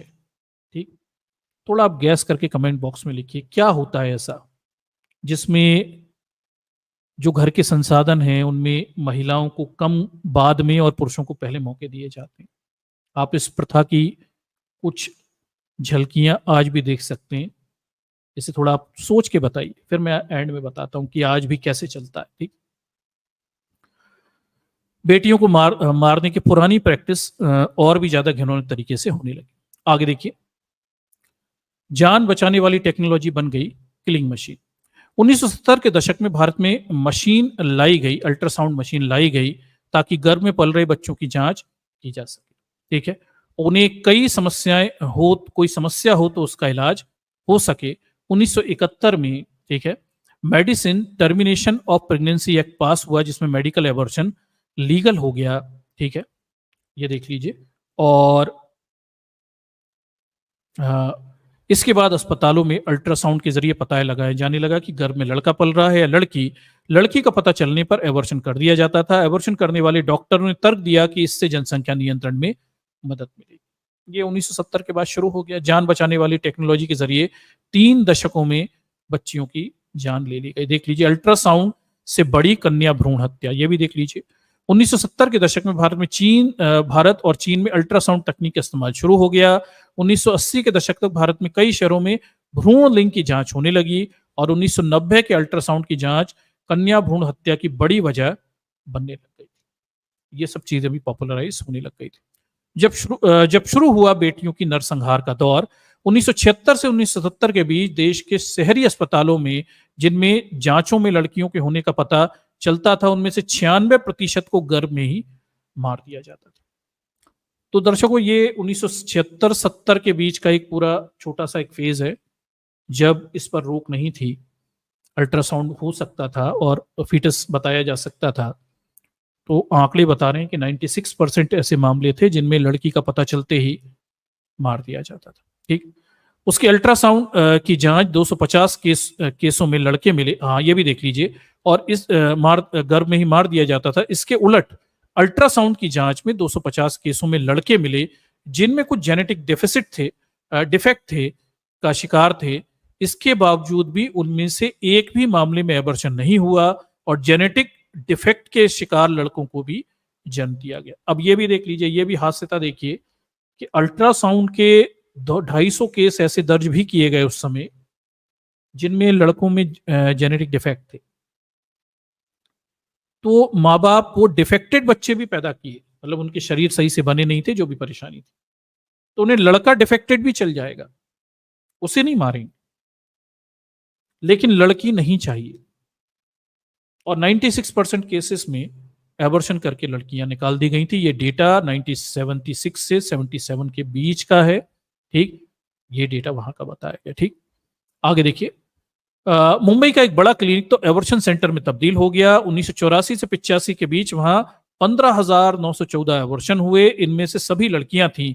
इसी तरह शहर के 6 अस्पतालों में कुल 8,000 एबॉर्शन हुए, जिनमें से 7,999 मामलों में बेटियां थी। ये खुलेआम चल रहा था दर्शकों, क्योंकि उस समय इस पर रोक नहीं थी, तो खुलेआम ही सब चल रहा था। ज्यादातर मामलों में लड़कियों को मार दिया जा रहा था। ये केवल 1-2 अस्पतालों के हैं, बाकी जगह तो क्या चल रहा होगा। ठीक, बेटों की चाह में बेटियों की सीरियल किलिंग चल रही थी। अल्ट्रासाउंड मशीन के जरिए देखिए, हरियाणा और पंजाब जैसे राज्यों में तेजी से बेटियों की संख्या कम होने लगी। दूसरे शहरों का भी यही हाल था। ये देख लीजिए, ये सब चल रहा है यहाँ पे। हाँ, आगे देखिए। इसी तरह महिलाओं को लगातार कई बार एबॉर्शन करने पड़ते थे। बेटियां की इस कदर हत्या कर रहे लोगों ने ये कभी नहीं सोचा होगा कि सीरियल किलर बनते जा रहे हैं। आखिर में सरकार ने 1994 में PCPNDT एक्ट बनाकर प्रसव से पहले भ्रूण की लिंग की जांच पर प्रतिबंध लगाया।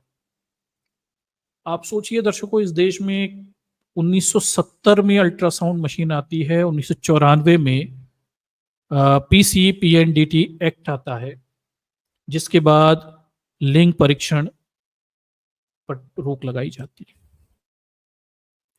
70, 80, 90 और 494 35 सालों तक, 30-35 सालों तक जम के महिलाओं को मारा है इस समाज ने। खुलेआम मारा है, रिकॉर्डेड मारा है, अस्पतालों में जाके खुलकर मारा है, क्योंकि कोई कानून नहीं था।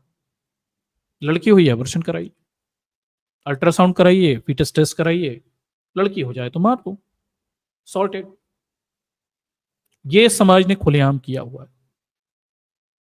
और मुझे लगता है शायद आप में से कई लोगों ने बहुत कुछ पढ़ा होगा, और शायद आपने ये नहीं पढ़ा होगा, और आपने इस तरह से शायद सोचा भी नहीं होगा। ये वही समाज है जिसने 30-35 सालों तक खुलेआम लाइसेंसी तरीके से अल्ट्रासाउंड करके बच्चियों को मारने का खुला धंधा चलाया। इसी अखबार सीरियल किलिंग लिख रहा। हम लोग सीरियल किलर्स हैं, वी आर सीरियल किलर्स। वो तो जब ये सब सामने आने लगा, खुलेआम इस पर विरोध होने लगा, तब ये PCNTD एक्ट लेकर इस पर रोक लगाई। हालांकि ये भी बहुत कारगर नहीं है। हम जानते हैं कि चीन से छोटी अल्ट्रासाउंड मशीनें आती हैं और तमाम सारी छोटी छोटी वैनों में गांव देहातों में जाकर ये अल्ट्रासाउंड करके बता देते हैं लड़का है या लड़की है। ऐसे कई रिपोर्टिंग न्यूज़पेपर वगैरह की चलती रहती है, ये दिखता रहता है। ठीक, पर ये आज की डेट में 1994 के बाद, इस एक्ट के बाद अब खुलेआम भ्रूण परीक्षण नहीं कर सकते। चुपचाप तो अभी भी होते हैं, खुलेआम नहीं हो सकता, तो थोड़े रोक लग गए। नहीं तो ये खुलेआम बच्चियों को मार रहे थे। 30-35 सालों तक बेदर्दी से लड़की बच्चियों की हत्याएं की गई और ये बेशरम समाज ये सब खुलेआम होते हुए देखता रहा। किसी ने आवाज नहीं उठाई, कोई ऑब्जेक्शन करने वाला नहीं था। खुलेआम बच्चियों को मारा जा रहा था। ठीक, दुखद है, कष्टकारी है, तकलीफदायक है, पर यही तो है भारत का इतिहास। ठीक, और इस पर चर्चाएं, बात होनी चाहिए। ठीक, क्योंकि इस पे मुंह बंद है ना। ये गौरवशाली हिंदू संस्कृति, महिलाओं की पूजा करना, देवी का अवतार मानना, और अभी नौ दुर्गों में महिलाओं के पैर पखारे जाएंगे, मावर लगाया जाएगा। ये वही लोग हैं जो 30 सालों तक फीटस टेस्ट करा के खुलेआम बच्चियों को भ्रूण में मारते रहे। ना इन्हें देवी का अवतार याद आया, ना दया आई, इन्हें कोई फर्क नहीं पड़ा। चलिए आगे देखते हैं। बेटियों को कैसे बचाया जा सकता है, पूर्वोत्तर राज्य केरल जैसे राज्यों से सीखा जा सकता है। केरल में इस पे अच्छा काम हुआ है और केरल के बारे में बताया जाता है कि उन्होंने काफी अच्छे से इसे काम किया है। इस समस्या को निपटने के लिए सरकारों को आगे आना होगा, जैसा कि केरल में वहां की सरकार कर रही। 2015-16 में केरल में 1000 लड़कों पर 1047 लड़कियों ने जन्म लिया था, लेकिन 2019-20 में लड़कियों की संख्या घटकर 951 पर आ गई है, जिसके बाद केरल सरकार ने तुरंत इसकी स्टडी शुरू कर दी है ताकि इसकी वजह से पता कर सक और समस्या दूर की जा सके। ये श्रीनिवास गोली हैं, एसोसिएटेड प्रोफेसर हैं और ये फील्ड में international institute for people science में इस पर रिसर्च करते हैं। ठीक, तो केरल सरकार इस चीज को सुधारने के लिए काम कर रही है, प्रयास कर रही है। हम साउथ इंडिया में दर्शकों इन मुद्दों पे तो जागरूकता देखते हैं। अभी आपने देखा होगा हेमा कमेटी बनाई गई थी और वहाँ जो उनका लोकल फिल्म इंडस्ट्री है उसमें कैसे क्या कास्टिंग काउच चलता है और कैसे क्या बोलते हैं नई कलाकार लड़कियों के जबरदस्ती उनके साथ फिल्म में काम दिलाने के नाम पे सेक्सुअल फेवर मांगे जाते हैं, ये हमें पता चला। एक साउथ का कलाकार तो उसने 3000 से ज्यादा लड़कियों के साथ सेक्सुअल फेवर लिया हुआ था। आप सोच के देखिए। ठीक है, मतलब किसी पुरुष के तो जीवन का ये सुखद सपना हो सकता है, 3000 औरतों के साथ सोना। आप कल्पना करिए। ठीक, बिल्कुल कृष्ण के अवतार की जैसी स्थिति। तो ये सब भी चल रहा है, लेकिन वो समाज रेट्रोस्पेक्शन कर रहा है और सुधार की स्थिति दिख रहा है। नॉर्थ इंडिया ने पता नहीं क्यों आपके ये बॉलीवुड में कास्टिंग काउच को लेके कोई कमेटी क्यों नहीं बनाई, जांच क्यों नहीं बनाई, और कौन अपराधी हैं उन सब पर कार्रवाइयों के लिए कोई प्रयास क्यों नहीं किए जा रहे?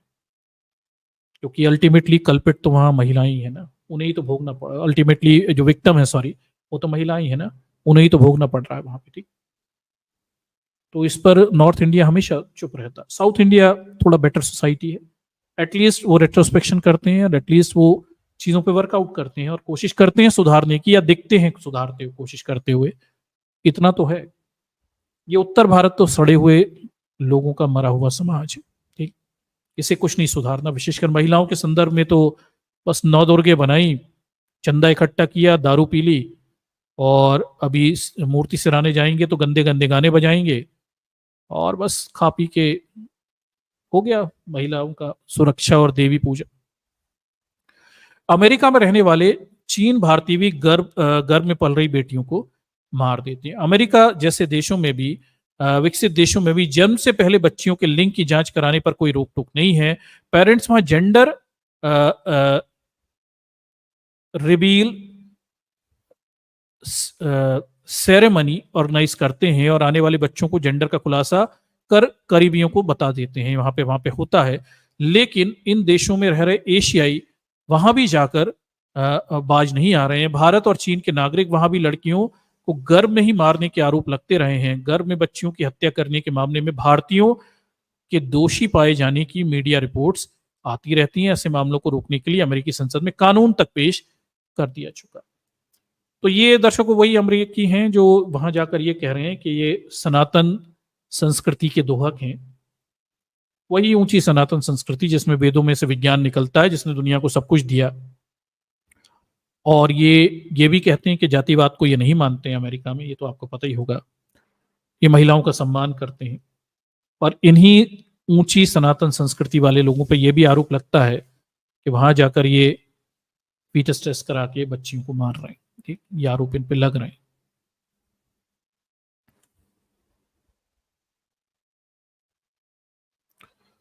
ये देख लीजिए। ठीक, इसके बाद दर्शकों ये देखिए, ये तो पूरा मामला था जो डेटा पे आधारित था।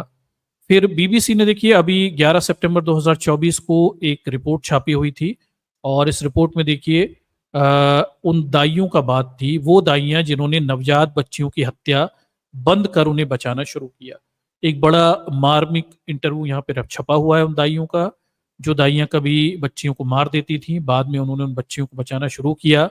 1970, 80, 90 के दशक के बाद सुधारवादी कार्यक्रम और उनके इंटरव्यूज वगैरह यहाँ पे दिए गए हैं। बताया गया है कि भाई एक एनजीओ ने इस बात का पता लगाया था कि बिहार के कटिहारा जिले में बच्चियों की मौत इन दाइयों के हाथों हुई थी, और दाई माता पिता के दबाव में आकर उनकी नवजात बच्चियों की हत्या कर रही थी। ये भी वहां पे पता चला था। मैंने जिन दाइयों का इंटरव्यू किया था उनमें ये बता रहे हैं यहाँ पे, उनमें सबसे उम्रदराज हरिका देवी थी। उन्होंने मुझे उस समय बताया था कि उन्होंने 12 से 13 बच्चियों को मारा था। ये तब की बात बता रही। एक और दाई धर्मी देवी ने स्वीकार किया था कि उन्होंने इससे ज्यादा यानी कम से कम 15 से 20 बच्चियों को मारा होगा।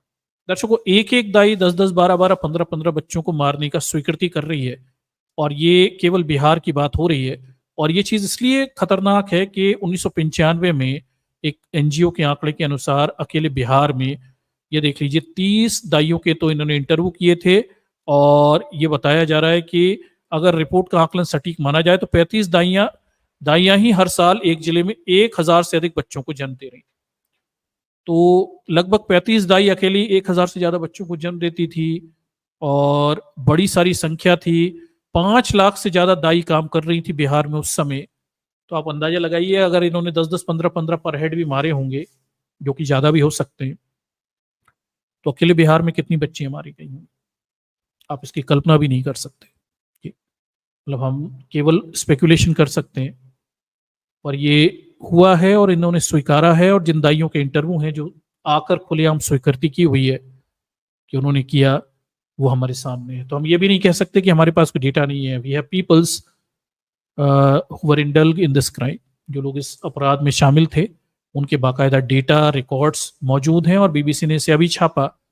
शायद ये नौदुर्गों के समय ये अखबार वाले ऐसी न्यूज छापते हैं, और ये समाज जो है इसके कान पर जो भी नहीं रहता। ठीक, हरका देवी ने बताया कि किसी भी दाई के लिए नवजात बच्ची को मार देने का आदेश मानने के अलावा और कोई विकल्प नहीं होता था। यहाँ पर भी देखिए दर्शकों, जातिवाद भी कैसे काम करता है इसमें देखिए थोड़ा। हरका देवी ने बताया कि परिवार कमरा बंद करके हमारे पीछे डंडा लेकर खड़े हो जाते थे। फिर वो कहते थे कि हमारी पहले से ही 4-5 बेटियां हैं, हमारी सारी जमा पूंजी इन पर खत्म हो जाएगी। 4 लड़कियों को दहेज देने के बाद हमारे पास सामने खाने को भूखे मरने की नौबत आ जाएगी। अब एक और लड़की पैदा हो गई तो मार दो इससे। हम किसी से शिकायत, वो आगे हरका देवी कहती है कि हम किससे शिकायत करते, अगर हम पुलिस के पास जाते तो खुद ही फंस सकते थे। ठीक, आगे देखिए, ग्रामीण भारत में दाइयों की भूमिका के बारे में, ये गरीब परंपरागत जड़ों से है, ये गरीब और जाति की कठोर सच्चाई का बोझ से दबी हैं। जिन दाइयों के इंटरव्यू किए गए भारत की जाति व्यवस्था में निचली जातियों से आती है। ये दाइयां बच्चा पैदा करवाने ये काम अपनी माँ और दादी से सीखती थी। वे एक ऐसी दुनिया में रहती हैं जहाँ ताकतवर ऊंची जाति के परिवार के आदेश का पालन ना करना की बात वो सोच भी नहीं सकती। तो ये भी ध्यान रखिए कि जिन दाइयों की हम बात कर रहे हैं, ऑब्वियसली दाई का काम परंपरागत रूप से निचली जाति की महिलाएं करती रही। ठीक है, और सवर्णों के घरों में भी यही जाति थी। तो मना करना तो उनके लिए संभव था नहीं ना। जातिवादी व्यवस्था में वो ठाकुरों के जाके ये थोड़ी कह देंगी कि हम नहीं मार रहे इस बच्ची को, मारना उनकी मजबूरी है। इसे थोड़ा समझिए बात को कि ये काम भी मजबूरी में चल रहा था, जातिवाद के तहत चल रहा था, और वो मना करने की स्थिति में नहीं होती थी, लेकिन लाखों बच्चियां शायद मारी हो। एक दाई को किसी बच्ची को मारने के एवज में एक साड़ी, एक बोरी अनाज या फिर कुछ पैसे देने का वादा किया जाता था, लेकिन कभी कभी यह भी नहीं मिलता था। लड़की पैदा होने पर 1,000 रुपए दिए जाते थे, जबकि लड़का पैदा होने पर 1,000 रुपए दिए जाते थे, जबकि लड़की पैदा होने पर 500 रुपए। तो ये स्थितियां हैं। एक बच्ची की मारने की कीमत एक साड़ी, एक बोरा अनाज, वो भी नहीं मिलता था कहीं। मतलब एक बच्चे की जान की कीमत एक साड़ी, एक बोरा अनाज भी नहीं होती थी, और लड़का पैदा होता था तो 1,000 रुपए दे देते थे। आप अंदाज लगाइए। हम इस समाज से निकल कर आए हुए हैं, ये हमारे इतिहास है, ये विरासत है जो हमें मिली हुई है। ठीक, ये सामाजिक विरासत है। उन्होंने बताया कि इस असंतुलन की जड़ में भारत में दहेज प्रथा का लेन देन है। ये सब बातें बता रहे हैं। ठीक,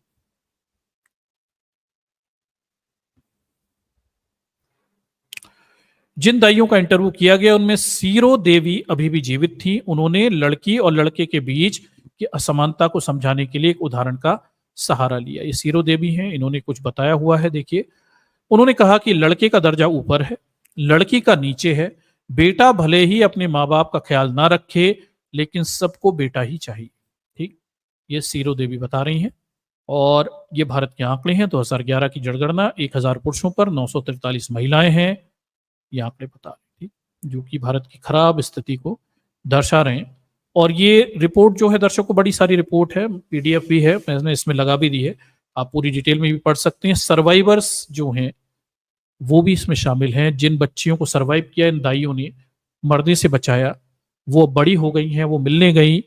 और काफ़ी इमोशनल पूरा ये आर्टिकल है अपने आप में, कि वो बच्चियां जो बचा ली गई, बाद में उन्हें किसी और पेरेंट्स को दे दिया गया, उन्होंने पाला, वो बड़ी होती हैं और अपनी दाइयों से मिलने जाती हैं, ये अपनी रूट्स खोजती हुई जाती हैं, और तब उन्हें पता चलता है कि शायद वो मर सकती थी या मारी जा सकती थी। बड़ा इमोशनल आर्टिकल है, और इसमें इस समाज की वो सच्चाई है। हालांकि है केवल बिहार प्रदेश तक का, देश बहुत बड़ा है। अगर हम इसको क्या कहते हैं, क्वांटिफाई करके देखें, तो ये सब करोड़ों में चल रहा था, करोड़ों में बच्चियां मारी जा रही थी। जब बिहार जैसे क्षेत्र में लाखों निकल रहा है, तो हम पूरे देश के 28 राज्यों में देखें तो करोड़ों में निकल आएगा ये मामला। ठीक, बड़े पैमाने पे ये सब खेल चलता था, चल रहा है, खत्म तो अभी भी नहीं हुआ, बस उसका मॉडर्नाइजेशन हो गया। अब अल्ट्रासाउंड मशीन आ गई, और एबॉर्शन की टेक्नोलॉजी आ गई, और अब बच्चे पैदा करके मार देने तक की नौबत नहीं आती, और मशीन के जरिए ये काम हो जाता है, पता चल जाता है, और फीटस स्तर पर ही बच्चियों को मार दिया जाता है। ठीक, आगे वो लिख रहे हैं कि हाँ, जब हम अपनी डॉक्यूमेंट्री की शूटिंग कर रहे थे, तब कटिहारा में 2 नवजात बच्चियां मिली थी। इनमें से एक बच्ची को झाड़ी में फेंक दिया गया था, दूसरी सड़क किनारे छोड़ दी गई थी। दोनों बच्चियां जन्म के कुछ घंटे की थी। ये रिपोर्टर जब गए थे तब भी इन्हें 2 बच्चियां मिल गई थी। एक बच्ची की बाद में मौत हो गई, दूसरी बच्ची को फिर किसी ने गोद ले लिया। ये भी भारत में यत्र तत्र आपको मिल जाएगा। ये बच्चे की फोटो है जो झाड़ियों में फेंक दी गई थी, क्योंकि इसकी बस जुर्म ये था कि ये लड़की पैदा हुई। तो आप समझ सकते हैं कि ये वो देश है जहां लोग अपनी बच्चियों को झाड़ियों में फेंक देते हैं, उनकी किस्मत और नियति के हवाले। और मैंने दर्शकों ये देखा है, मैं अपने ही मोहल्ले की बात कर रहा हूँ, कि मुझे खबर दी गई मेरी माताजी ने आके कि बगल वाले एक गली के चौराहे पर बच्चा कोई छोड़ गया है, उसे कुत्ते खा रहे हैं। फिर नगर पालिका से लोग आए, ले गए, उसे मर गया था बेचारा बच्चा। ठीक?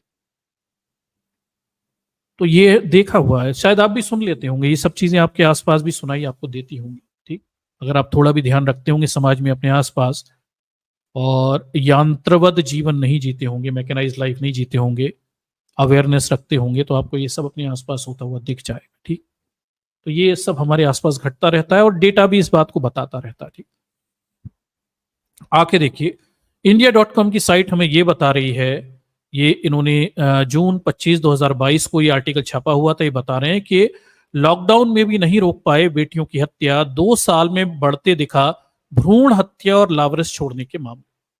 तो जब लॉकडाउन लगा हुआ था तब भी बच्चियों पे रहम नहीं किया गया और उनके मारने का सिलसिला ज्यादा जड़ता रहा।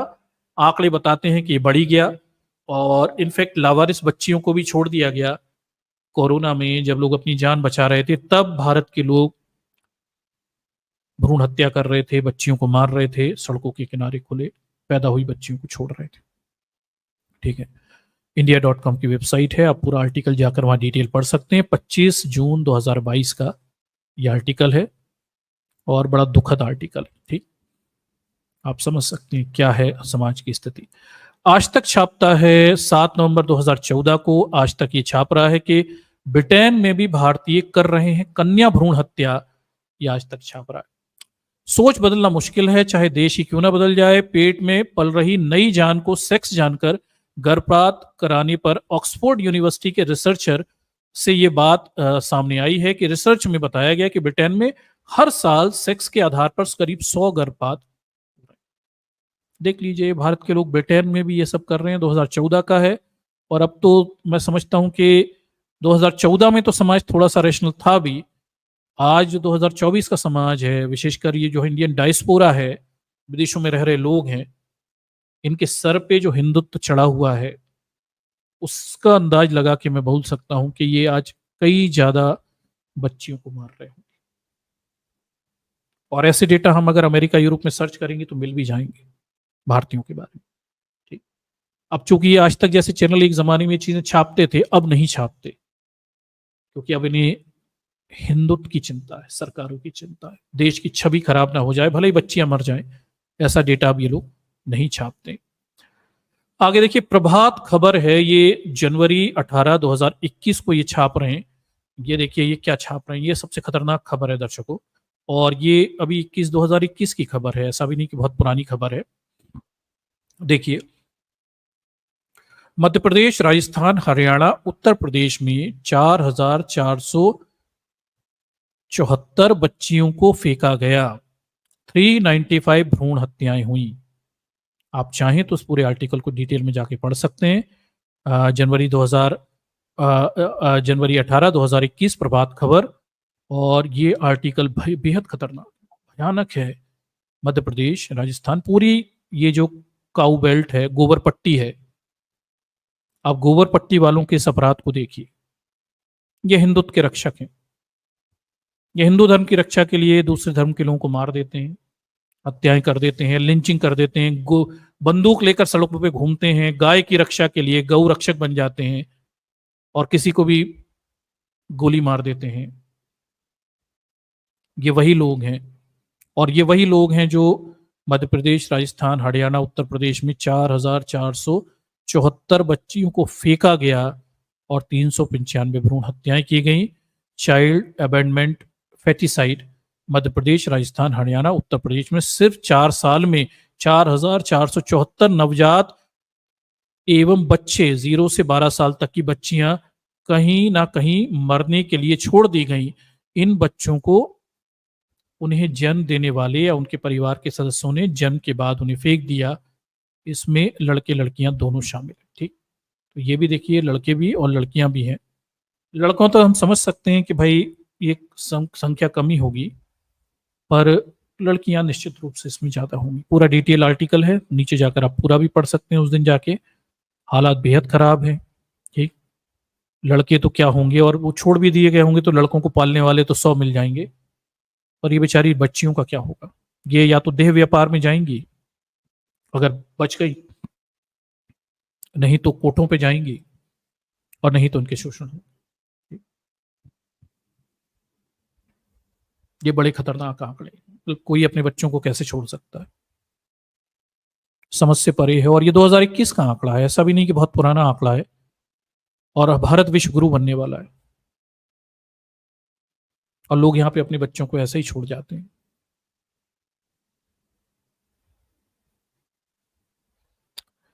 चलिए आगे देखिए, नवभारत टाइम छाप रहा है 29 जून 2019 को। नवभारत टाइम्स हमें ये बता रहा है कि बढ़ रहा है भ्रूण हत्या का ग्राफ और घट रही है लड़कियों की संख्या। ठीक, ये अभी का आंकड़ा है, ये भी लेटेस्ट ही है, 2019 का आंकड़ा है, सॉरी। और ये भी यही बता रहा है कि भ्रूण हत्या का ग्राफ बढ़ रहा है, लड़कियों की संख्या घट रही। नीति आयोग ने ये बताया, नीति आयोग की रिपोर्ट के मुताबिक, नीति आयोग सरकार की संस्था है।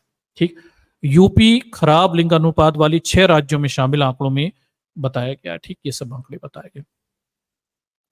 ये देखिए, सबसे खराब आंकड़े जो हैं वो नीति आयोग की रिपोर्ट के मुताबिक उत्तर प्रदेश खराब लिंगानुपात वाली 6 बड़े राज्यों में शामिल है। आंकड़े भी बताए गए, पूरा डेटा है यहाँ पे। आगे देखिए, द वायर छापता है 6 सितंबर 2022 को द वायर लिख रहा है कि भ्रूण हत्या आधिकारिक आंकड़ों से पता चलता है कि पिछले 2 दशकों में मुसलमानों की तुलना में हिंदुओं में अधिक लापता लड़कियां हैं। 6 सितंबर 2022 को। ठीक, तो जो बच्चियां छोड़ दी जाती हैं, अबेंडन कर दी जाती हैं, घर से भगा दी जाती हैं, लापता घोषित करवा दी जाती हैं, खुद ही छोड़ आते हैं, बाद में लापता घोषित कर देते हैं, मुसलमानों से ज्यादा हिंदू इस काम को कर रहे हैं। ठीक, शोधकर्ताओं ने सरकारी आंकड़ों का उपयोग करके पता कराया कि भारत में 20 वर्षों में 90 लाख लड़कियां लापता हुई हैं। ठीक, पीयू रिसर्च सेंटर द्वारा तैयार एक नए शोध की रिपोर्ट में खुलासा हुआ है कि भारत में कन्या भ्रूण हत्या के कारण लापता होने वाली लड़कियों की संख्या सबसे अधिक हिंदू ज्यादा लड़कियों को छोड़ रहे हैं। जैसे कहते हैं छोड़ दिया, लापता हो गई, असलियत में छोड़ देते हैं कहीं कहीं बच्चियों को, ट्रेनों में, बस स्टैंडों पे, कहीं पर भी, क्योंकि उनकी लाइबिलिटी नहीं भोगना चाहते। ठीक, ये बड़ी परेशानी है। और ये डेटा जो है ये 2022 का डेटा है।